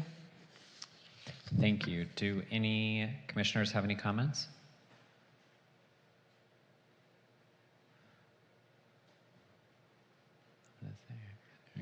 Commissioner Pilarski. Thank you, Vice Chair. Thanks for that presentation. I wanted to ask about the uniforms, and I was maybe misreading it. So the input you are asking from the commission on is if it would be a black and yellow, a black and red, a black and lime green. That's the question? That is correct, yeah. We are Okay. looking for your feedback in terms of the look of the new uniform, in terms of what color scheme, if you have any input and feedback on what that would look like, we would love to hear your input on that. Okay, so I was wondering, with the current ambassadors, they have different uniforms for a different level of ambassador, I believe, right? It's like the black shirt versus the blue. That is correct. So Okay. currently, the block by block ambassadors wear blue uniforms that you see throughout the community. Our senior safety officers that you'll see at the two parks, Plummer Park and West Hollywood Park, they wear black uniforms. Again, we want your input on that. To see what changes you might want to see in that. The reason we went with the black uniforms for that level of a security ambassador was just that they stood out in the community as a higher level experience that city staff and residents can turn to. So we are looking for your feedback on that kind of that blue color that we had with the block by block ambassadors. If you have any ideas on what you would like that to look like with the new company. Okay. I do have a comment on color, but I have one other thing I'd like to ask. When I was reviewing the agreement for services that was added to the agenda here, and also the West Hollywood unarmed guard orders that was included in the RFP that Allied responded to, are there any differences or updates between the two documents that Allied proposed on, or did they propose strictly on the scope of services that was included in the RFP? So the RFP process, all vendors that applied in response to our RFP responded to the RFP proposal that we released as the city. So the proposal that all of the vendors proposed back to the city were in response to the items specifically listed within our RFP. There were no other variations. No variations. No. Okay, thank you. Okay, I have to collect my thoughts for the colors. Thank you. Commissioner Ang. Thank you. Manager Shandy, can I ask why the different uniform? And the reason I ask that is that obviously we're not going to put Allied in BBB shirts, but a lot of the community recognizes them. I speak to a lot of people in the community that don't, I mean, we all track, right? But there's a lot of people who don't. And literally, I will say to people, you know, the security ambassadors, and they'll always say, what are you talking? And I'll have to say, those guys wearing blue. So is there not a way to have a similar uniform so that the public can maintain that continuity?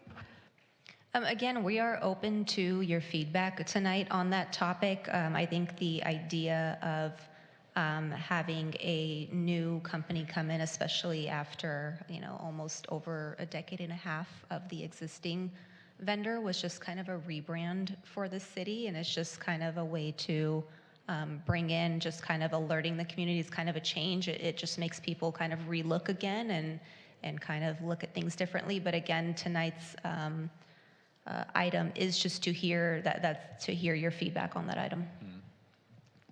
And just in addition to Manager Shandy's input on that, also looking at kind of the higher level of visibility, like you see the yellow, you see kind of the lime green. Right now, you know, many of our ambassadors, the gentleman is in here right now, he's got a vest over the blue shirt, right? And so having that yellow and black, having that lime green really stands out.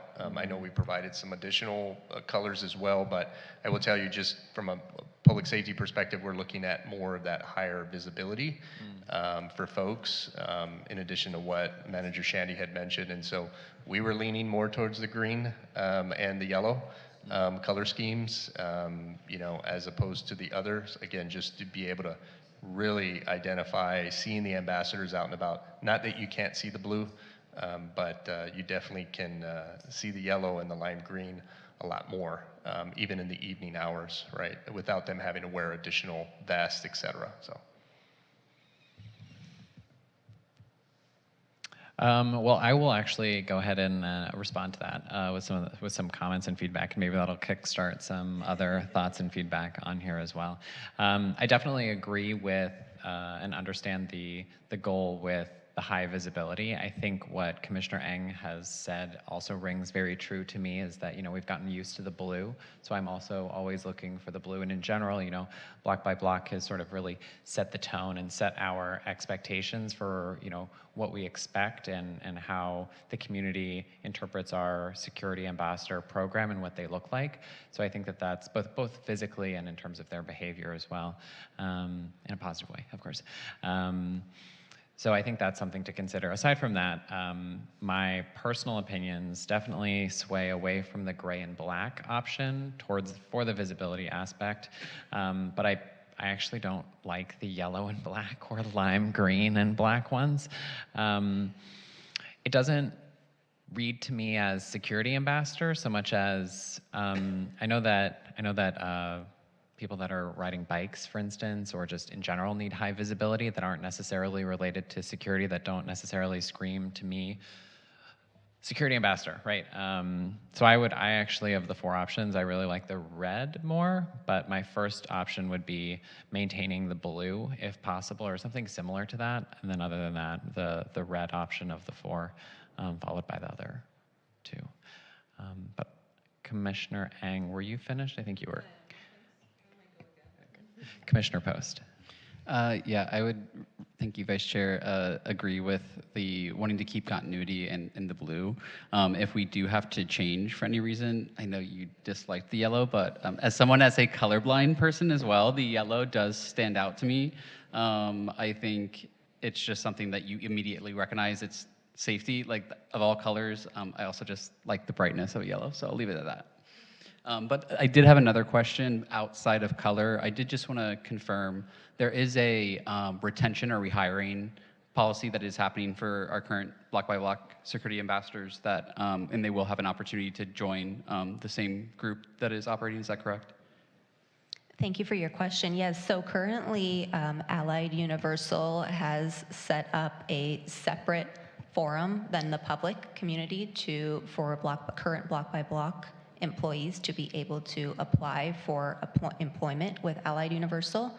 They will go through the hiring process and the background process that Allied Universal has in place, interview them, and give them an opportunity to get rehired with Allied Universal. And it is set up separately from where members of the public would apply, just to give them that attention and courtesy.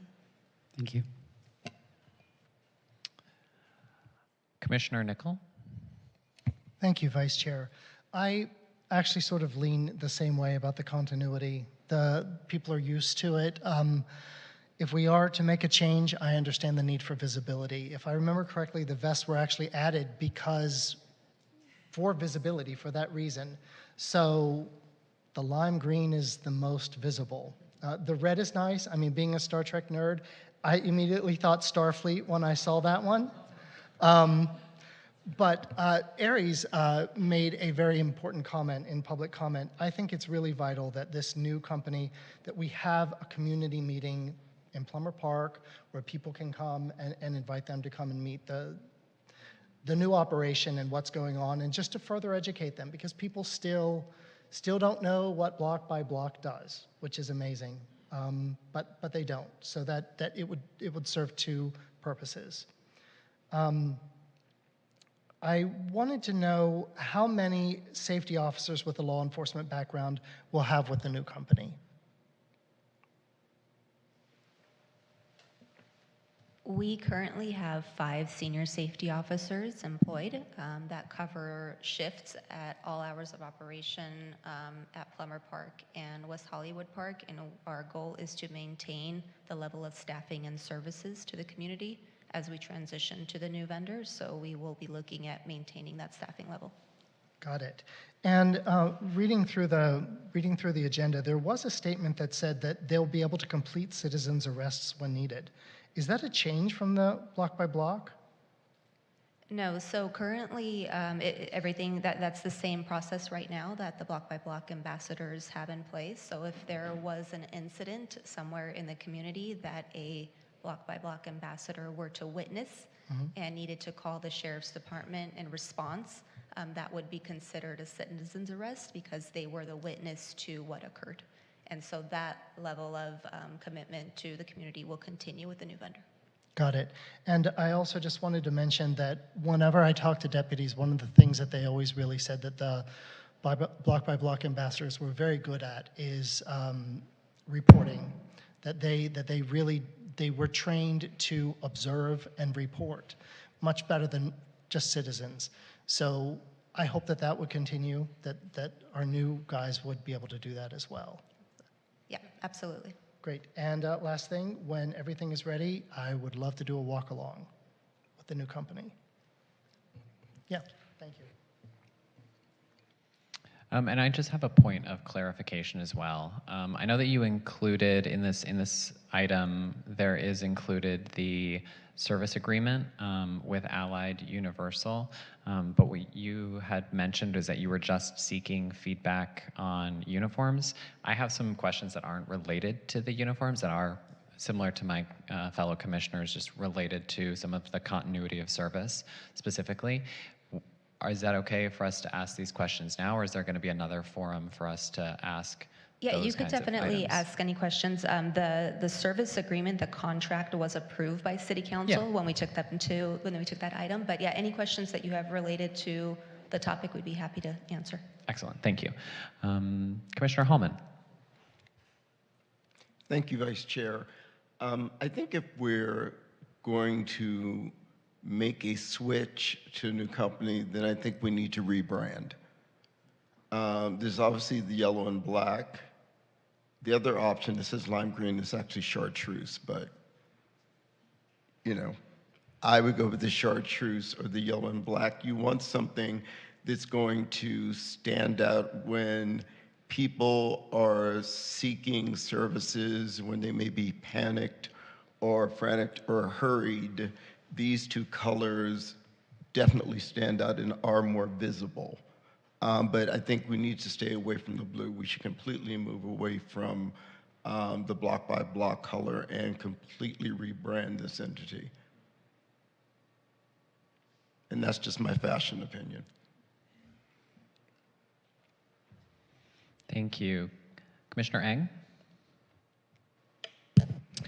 Yeah, Manager Shandy, I guess a few questions. I noticed that there are two companies being utilized, both Allied and Securitas. Is there a reason that we don't get the Black Ops with Allied? Just to differentiate between the two companies, and thank you for asking, that helps us clarify.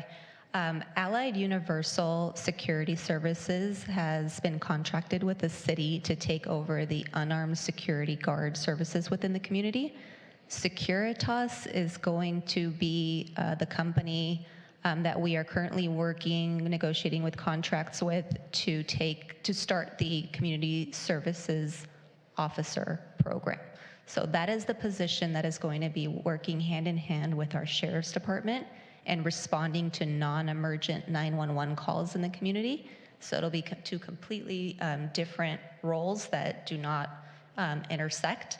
So we did a full RFP process as well for the community safety officer program and vetted all of the vendors as well that submitted their proposals.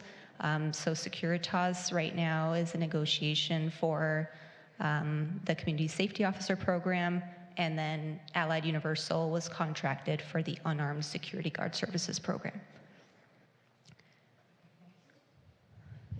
Can you tell us a bit about the onboarding process for the change? Yeah, so we are in constant communication now, almost multiple times a day, daily communication with Allied Universal to ensure a seamless transition. Our first priority, again, was the recruitment efforts with our current block-by-block staffing that we have in place. And we are working through our transition plan to ensure that it is a seamless transition for the community and all the parks and the city facilities that all services that were in place will remain the same at the same level. And so it's a big undertaking, but we have mapped out our plan with the company and are on track to be in effect on October 1st, 2025. And do you have any sense of how many block-by-block officers are, like, is it like 20%, 100%, 50%? Do we have any sense of how many are going to be retained? It all depends on how many apply. We opened up this opportunity because this item was just approved by council last week, so this is all very new to everybody in terms of the employees of Block by Block, knowing what the new vendor is. They were aware of the transition, that they were no longer going to be continuing, but they didn't know who the new vendor was up until City Council approving the official contract. So because that just happened, we don't know how many applicants, how many members of Block by Block are going to be interested in applying. And so as we get those applications and then as Allied goes through their hiring process, we'll be able to tell. And the level of service, I presume, as you're saying, is going to be the same, but like, say, what about like Narcan training? Will they, yeah, okay, right on. Absolutely, yeah, that will That's it. continue. Okay, thank you. Commissioner Pilarski. Thank you, Vice Chair. I have collected my thoughts. Thanks for the discussion. So as a public safety fanatic, I do like the lime green, and I would like to stay away from the red because it just scares me a little bit. I didn't hear a lot of votes for the red, but I do like the lime green. To Commissioner Hallman's point, it's something that kind of shouts, hey, this person's here for a reason, it's high visibility, maybe we can get some reflective, I see the checkered on the shirt too, so thank you. Any other commissioner comments? No, okay. I have warmed up to the yellow and black and lime green. Have been sold. I do have a few questions. Let's see, mark that, okay. With respect to continuity of service, I got this in the mail a while back. It's got the block by block number. Is this number going to change with the new service provider? Yes, so we are currently working with our communications team to ensure that we are able to share the new number with the community and really push that out. Our biggest goal right now, block by block, kind of has two numbers. One is only by phone, telephone. You have to call and use your voice. There's another number that some community members know about, and they're able to text. So we want to really offer that service far and wide to the community, where they have one number where they can call or text and kind of really educate the community on being able to use that number. So we'll be heavily promoting the new number once it's in place and we have everything ready to go. Is the old number going to be forwarded to this new number in service, or is this phone number going to be dead in the We future? are currently exploring options on what can be done. So as we get a little closer, we will provide clarity on exactly how the numbers will work and what the exact number will be. Okay, thank you. My piece on those two would be, I'd love the magnet. I keep it on my fridge all the time, and it's really handy because I have the block by block number saved in my phone, but this is also another quick way for me to run and grab it. So if we can continue to do these, I find it very useful. And then secondarily, if we can have the phone number forwarded so that there is, again, that continuity of service at least, because these exist, like I have, that would definitely be beneficial, I think. Vice Chair, just on that point too, just to add to it. So the 833 BBB WeHo number that you have on your magnet, that number we will have forwarded to the new number that we end up acquiring, and we'll keep it probably for the next year We'll be evaluating and assessing it maybe after 6 months just to see how many folks utilize it. And then we'll be working on a new mailer, so a new magnet that will have the new number. Yeah. So, Great. yeah. Love it. Thank you so much. I appreciate it. Regarding the Community Safety Officer program that you mentioned, can I ask a question on that? Okay. You mentioned an RFP. Was that part of the RFP process with Allied Universal? Was that paired together? And secondarily to that, i.e., did it include, I guess now, Chair Harrison in part of that RFP evaluation process, like he was involved in the Allied evaluation process? So the RFP process for the unarmed security guard and the RFP process for the community safety officer program were two completely different RFP processes. And the reason for that is the scope of service and the scope of work required for the two contracts are completely different. There's no intersection, and the requirements of them are completely different. So we had to treat them as very different RFP processes. So we had different panels for the RFP process for the unarmed security guard and a different group of selected panels for the community safety officer program. Okay. And was the body of the RFP panel that you mentioned for the community safety officer program, is that public? Who was in that at the time? So we comprise, whenever we group the panels, we kind of assess, different groups of people that will be affected by it. So for example, for the unarmed security guard services, our parks team works very closely with the security ambassador, so we made sure they had representation. So when it comes to each RFP process, we look at it varied on which groups are affected by it, work closely to it, have subject matter experts kind of in that field. And so we comprise our panels based on the need of each different RFP. Okay. And was anyone from the Public Safety Commission part of the Community Safety Officer Program RFP process? Not the community safety officer process, but the unarmed security guard process. Is there a reason behind that? That feels like we would definitely be one of the groups involved. I don't know the full scope of work. I haven't read that RFP personally. So we treat each panel group kind of separately. It's never like a cookie cutter thing of each group that will be represented, because we try to vary it as well. We try to include different agencies, different groups, different members of the public, different members of the commission on certain panels, on certain RFP groups. So for the CSO one, we assessed it and picked different representatives that were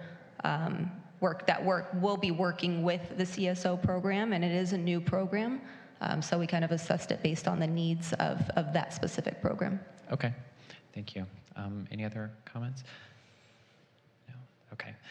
Commission Secretary, do we have any public comments? We have no public comments on this item. All right, thank you. Moving to item 9, items from staff. Are there any community safety updates? Thank you, Vice Chair and members of the Commission. Yes, we celebrated National Night Out a few weeks ago on August 5th. This nationwide event promotes public safety and neighborhood partnerships. Throughout the city, there were 10 wonderful events hosted that evening. Neighbors and public safety partners came together to show unity to keeping the community a safe and fun place to live. We want to extend our appreciation to the Neighborhood Watch group captains who took the lead to organize these great events. We will be hosting a Neighborhood Watch group meeting where we will also debrief the event on September 10th. The Los Angeles County Fire Department will be hosting Community Emergency Response Team training, also known as CERT training, beginning on November 4th at Plummer Park. The CERT program provides the public with basic training in safety and life-saving skills. To register for this free training, please visit the Los Angeles County website, Fire Department website, or email cert@fire.lacounty.gov. We are also continuing to coordinate CERT alumni meetings to keep those who have received the training in past years connected and updated. The next meeting will be on October 21st. The City of West Hollywood, in partnership with the American Red Cross, will be hosting a free CPR, first aid, and AED certified training at the West Hollywood Aquatic and Recreation Center on October 11th. To register, please visit go.weho.org/enrollment or email wehoaquatics@weho.org. A big thank you to Jessica Anukum for establishing both the CERT and CPR training dates. The city is currently in full gear planning for Halloween 2025, which will take place on October 31st. We will be working closely with our sheriff and fire department, code enforcement, and security ambassadors to ensure the appropriate street closures and public safety measures are in place. Next month, at the September Public Safety Commission meeting, we will bring forward an item regarding the city's Neighborhood Watch program and have already invited the Neighborhood Watch group captains to attend and share their input during public comment. This includes the updates from the Public Safety Division. Thank you. I'm sorry, just two more updates.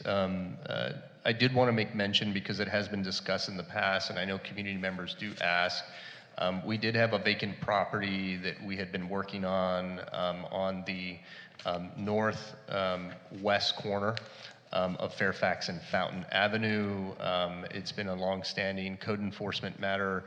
I did want to report to the commission that those 3 buildings on 3 separate parcels have been demolished as a result of an order and pending litigation that the city has entered into regarding that property. And so I just wanted to make mention of that, communicate that to the community. I'm limited in terms of responding to anything additional as it relates to that, but I did want to make mention of that to everyone. And then lastly, I know it's come up in terms of the fire maps and that were established by CAL FIRE. I know there was a public comment period that was opened up for a period of 30 days. That period is a requirement by CAL FIRE for local jurisdictions, and so the city does plan on bringing forth an item at the next city council meeting on September 15th for discussion, where we're looking to propose to adopt the CAL FIRE zone maps into our city's West Hollywood Municipal Code. We haven't done that yet, but we felt in looking at different cities, different communities that have done that, that it's a great option for folks to kind of have it, see it in the municipal code, have a link specific to the map that's been established, et cetera. One of the difficulties and things that we've come across is community members that have provided input and feedback have been somewhat under the impression that their input and feedback will somewhat kind of change or alter the maps that have been established, and unfortunately that isn't the case. Those maps come to us as is, and the only alteration or change that we could potentially make is further restricting more so than what's reflected on the map. And of course, that's something that, you know, we are not in the position to do. We rely on CAL FIRE. We rely on our Los Angeles County Fire Department partners as well. And so as CAL FIRE has presented the maps, that's something that we obviously are accepting, as do many other communities. And then we're taking the step to, you know, make an amendment to our code and adopting that. For those community members that did submit public comment, our intent is to reflect those comments as best as we can as a part of that item. So whether that's summarizing them or being able to reflect those again as much as we can as a part of that item is something that we're going to be intending to do. So September 15th again is the date, the next city council meeting, that we plan to bring forth a legislative item to make an amendment to our code reflected with the CAL FIRE maps. So thanks. Item 10 on the agenda is the second round of public comments. Commission Secretary, do we have any speakers at this time? We have no speakers at this time. All right. Item 11 is commissioner comments. Do any commissioners have any comments at this time?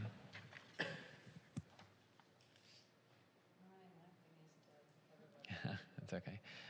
Commissioner Ang? Yeah, okay, that's okay. Commissioner Post? I'll take it. I'll go first.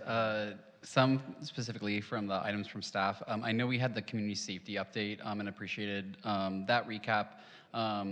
I think, again, from a comm standpoint, same to the drone, I would love to see that used as a way to invite community members in. I know that's what I thought it was originally proposed as, and I think at the beginning the city was better about sharing that that event was happening and inviting folks to come to city council.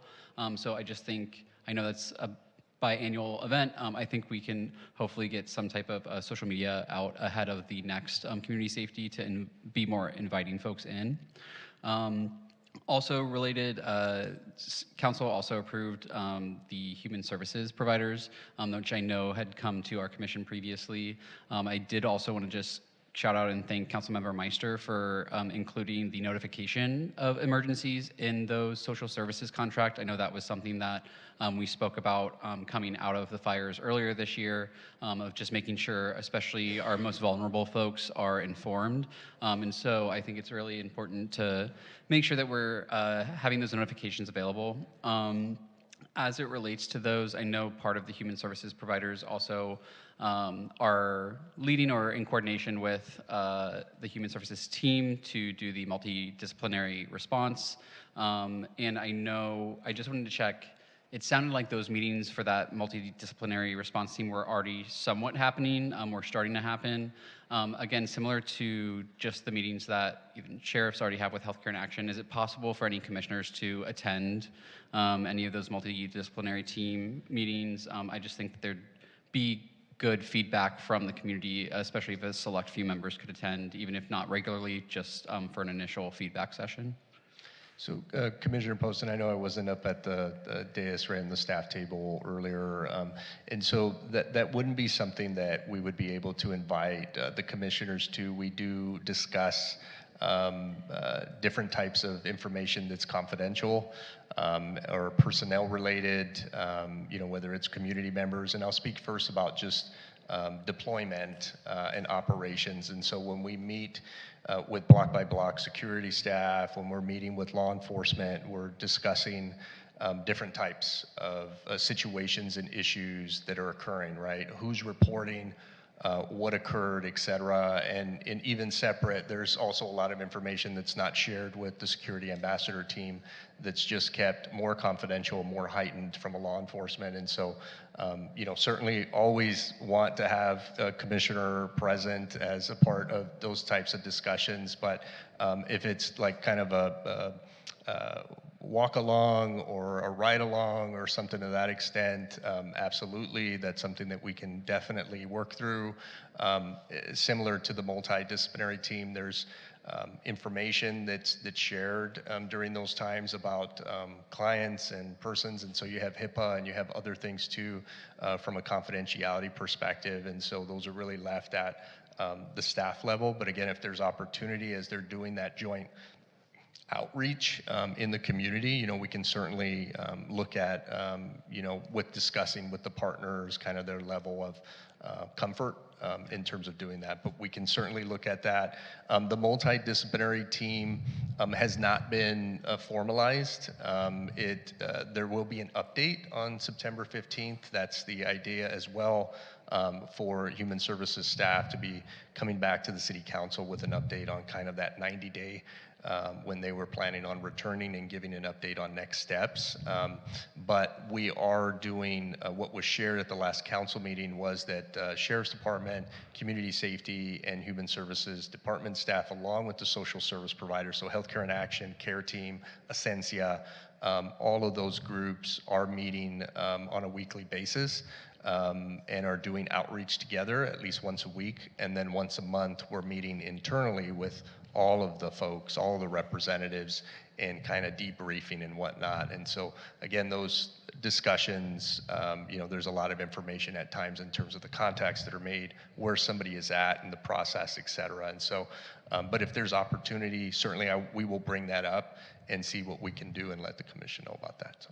Awesome. Yeah, I think just having an avenue even to, again, highlight spots like the Fairfax, Santa Monica corner that I know is happening. I think community members know those hot spots the most. I'm not saying that those teams don't as well, but I think just making sure we have an avenue to uplift those things, I think is great. And once the MDT team is more formalized, I would love to see that be an agendized item whenever that does come together.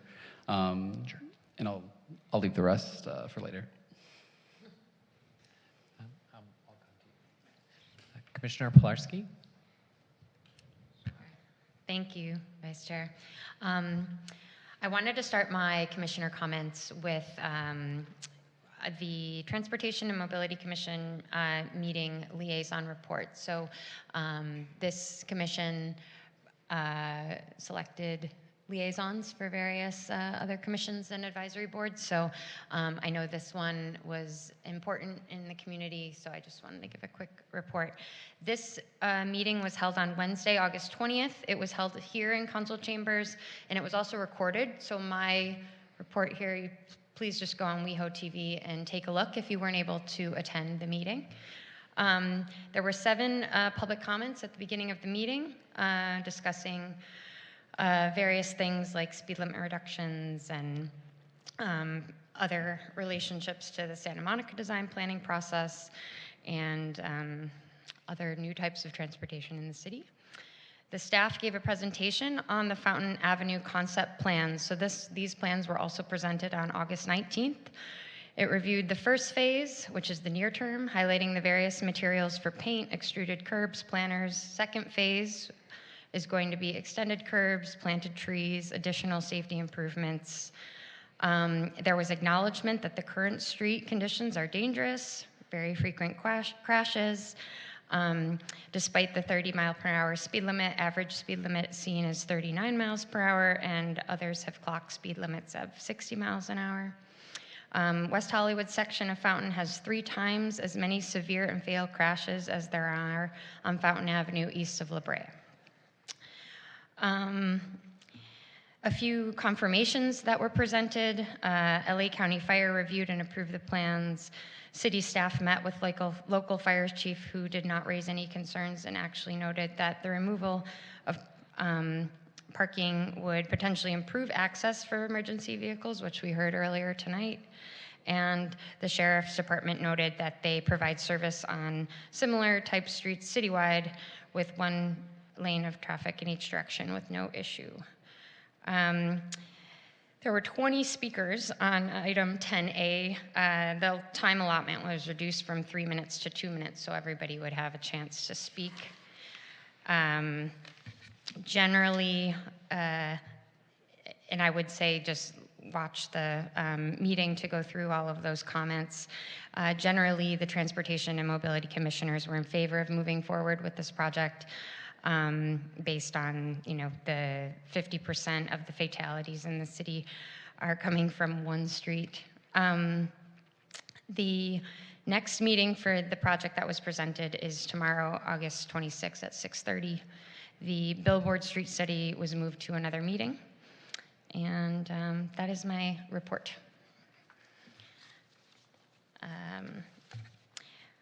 So for commissioner comments, I wanted to take a moment to thank staff for their tireless work over the past month. There's been some big meetings with big conversations, and I'm really proud of your professionalism and level-headedness in the face of these really tough differences of opinions, because there's been a lot of them. Congratulations to Captain Lapkin. I wanted also to acknowledge and thank Wendy Goldman for her thorough and thoughtful presentation that was sent around to our commissioners. Sunset Strip on Foot is the name of the presentation, and as a public safety commissioner and a walker, I like the idea of safety in the context of city livability and understanding it's an intricate web of equity, well-being, neighborhood engagement, and vigilance. So I'm looking forward to connecting with Wendy and other public safety commissioners to talk through what safety really means on foot in West Hollywood. I did have a question on the January Sunset Fire debrief. I know that came up, I think, last month. And can you just remind me when, is that coming to public safety, or will that just go to, was that only to city council, or is that coming to public safety? Thank you, Commissioner. No, we will be bringing that item back to the Public Safety Commission just to present and review it. It already has been presented to City Council. So this would just be a kind of a receive and file presentation. Our next meeting's agenda is already pretty full, so we're look at bringing it back sometime this calendar year. Okay, thank you so much.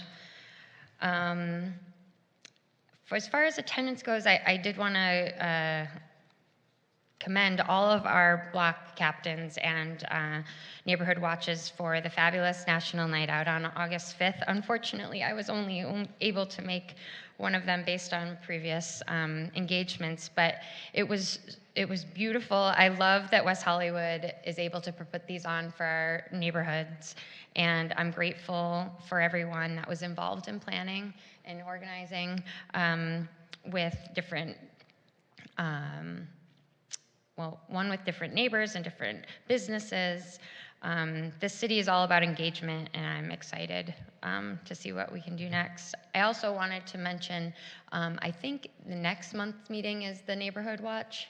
Okay, so that'll be done in September. I attended the Inspirational Women's Equity Day event on Sunday in Fiesta Hall.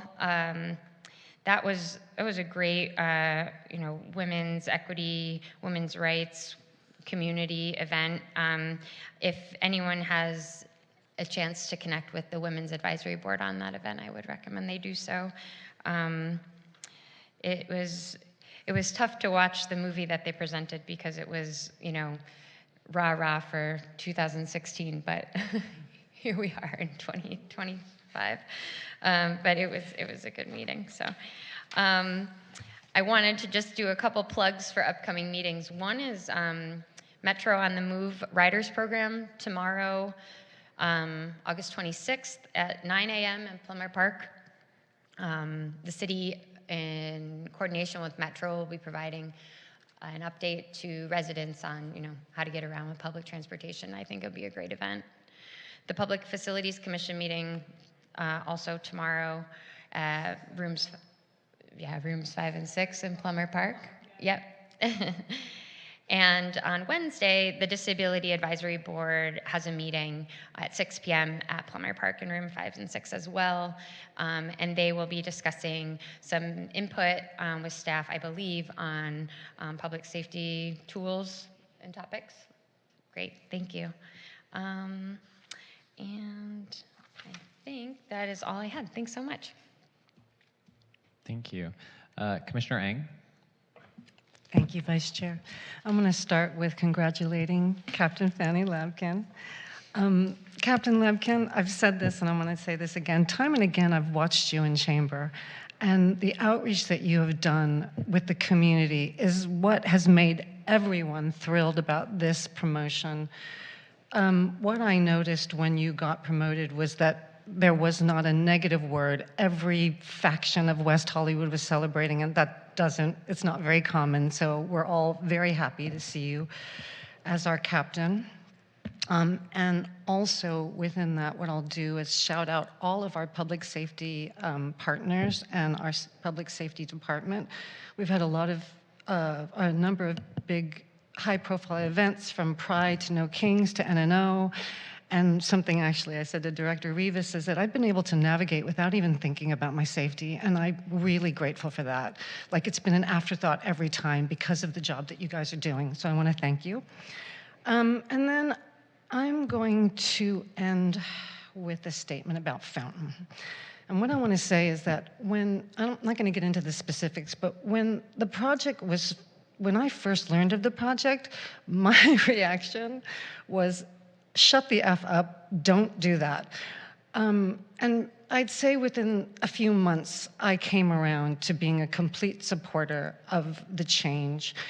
And mainly it's because I saw a myriad of meetings in the community. Every Ciclavia I went to had a booth, a number of city events had booths. And as I started to learn the facts, I just changed my mind. And I'm just saying it that way because I know that it's a really controversial topic in the city. I know there's a lot of really passionate opinions. But what I want to invite people to do is to learn about the project, learn the facts, go to Engage WeHo, the Transportation Commission meeting that Commissioner Pilarski referred to was incredibly helpful because it spells out the entire plan. So it was really helpful for me to learn that. So yeah, I hope that everyone goes out and really learns the facts about the project and tries to keep an open mind about it. Thank you. Thank you. Commissioner Nicol? Thank you, Vice Chair. I just wanted to say that I attended the Sheriff Station fundraiser, and it was a great event with a great view and a great purpose. And it might make sense in future to have those items which are not provided by the county and are not provided by the city, but are desperately in need of the people who protect us, be brought up here. And we discuss why it isn't. And I don't know, Director Rivas, if that's something that we could discuss here. I'm sorry, Commissioner Nicol. Sorry, didn't mean to. No, Sure. So there was a fundraiser for the sheriff's station a few weeks ago, and there were a number of items that aren't provided by the county and are not provided by the city, but they're certainly very useful in helping and protecting the men and women who protect us. So I was just wondering if it's possible to have an item maybe brought forward or a discussion about what those items are and if we could do anything to get some funding for those. Got it. Yeah, I'll definitely consult with the Sheriff's Department to see. I'm not aware of what was shared, but yeah, whatever was shared, we can certainly take a look at that and see if that's something that we can have a further discussion about. Great, thank you. And of course, it was National Night Out. WeHo East had a really successful National Night Out, largely in part because of Anita and Jessica and Director Rivas and everyone at staff who really helps make it happen. And I especially have to thank Councilmember Heilman, who we did a wiffle ball thing, and he threw out the first ball. And the young man that hit that ball hit it so hard, it went right over his head. He had to duck. So he was a really good sport about it. And I attended the Fountain Avenue community meeting, and it was packed. And people were passionate. As Commissioner Eng said, people have a lot of opinions about this, and that is exactly what we're supposed to do. We're supposed to go out, and I'm really glad that the city put that on and sent out those cards that people could come out. And now I do have to say something. Last year, right after the accident that I mentioned earlier that happened right by my house at Fountain and Spalding, I talked about heated rhetoric sitting up here, and about how there was a former council member who was saying horrible things about me and about Councilmember Heilman and Councilmember Meister because we had questions and concerns. And I have to say that the rhetoric has gotten worse. And we were talking earlier about the administration that we're living under now. That stuff trickles down. It trickles down, and we are living in a time of political violence. And when people say that those who have questions about the bike lanes or who are against the bike lanes are murderers, that they're responsible for every death that happens on or around Fountain, or that we're MAGA, painting entire groups of people in our city as something that is abhorrent to most of us, all you have to do is reach one truly unwell person. That's it. And then our sheriffs are going to have to respond to something truly terrible. And I'll also just say, listen, I've never talked about this publicly. My uncle, he was hit by a car and he was killed. He was crossing in a crosswalk. It's one of the reasons why I always try to put pedestrians first. And we've seen in everything that's come before us, pedestrians are the most vulnerable. It's why it's so important that Wendy came and she talked about in the presentation, the sidewalks. Certainly we know the sidewalks on Fountain need a lot of work just to be ADA accessible. But I have been touched by this, and I can still have an objective view and have very legitimate questions. And when my uncle was hit, it was two kids racing on a street, and he was crossing in the crosswalk. And one of them hit him, and they dragged him 50 feet, and because of what it did to his face, we could not have an open coffin at the funeral. So I understand, unfortunately, and I would just say, please, please, we're all residents. No one is against public safety. But public safety does not mean one thing. It means a whole lot of things working together to make all of us safe. So let's just turn down the rhetoric, please. Now, I will end on another thing, Director Rivas. Wendy Goldman, block captain, she had legitimate concerns in there. One of them had to do with empty buildings. I am so glad to hear, I noticed it the other day about the building at Fountain and Fairfax. I have been with Fire Station 8 when they've been there multiple times on fires. Now those buildings are gone. Is it possible to have something come forward about the multiple issues in that neighborhood on Sunset? Maybe, I don't know, invite members of the Sunset Bid to come and talk about the various concerns. About the various concerns that she presented in her presentation, which has to do with vacant buildings. Vacant buildings are a public safety concern absolutely for two reasons. Number one, it attracts crime. Number two, it's just fuel waiting to go up. About that, the business issues probably don't fall as much under us, but again, if there are vacant businesses, it's certainly a public safety concern. She had concerns about sidewalks, about visibility, about pedestrian safety. I don't know, there are just a number of things there, and she's talked about it multiple times. Yeah, I'll have to take a look at, I haven't looked at the presentation. I know there was an email sent, so I'll take a look at that and see. Vacant properties, you know, that's something that we can speak in kind of general terms in terms of kind of the vacant property process from our code enforcement folks to kind of go over that.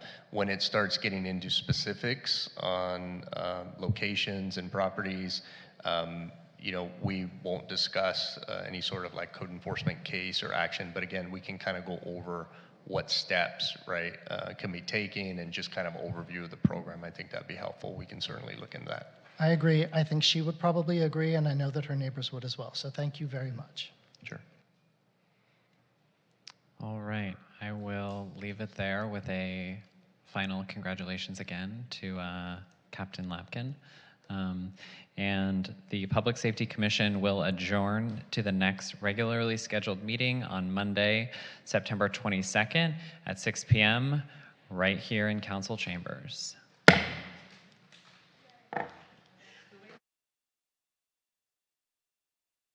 About fear, and I think that's really special, especially today. The best part about West Hollywood is we're a strong community that works together to overcome all obstacles, whether that was the ongoing and early fights against the HIV/AIDS epidemic, the fight for same-sex marriage, or the fights for disequality in general.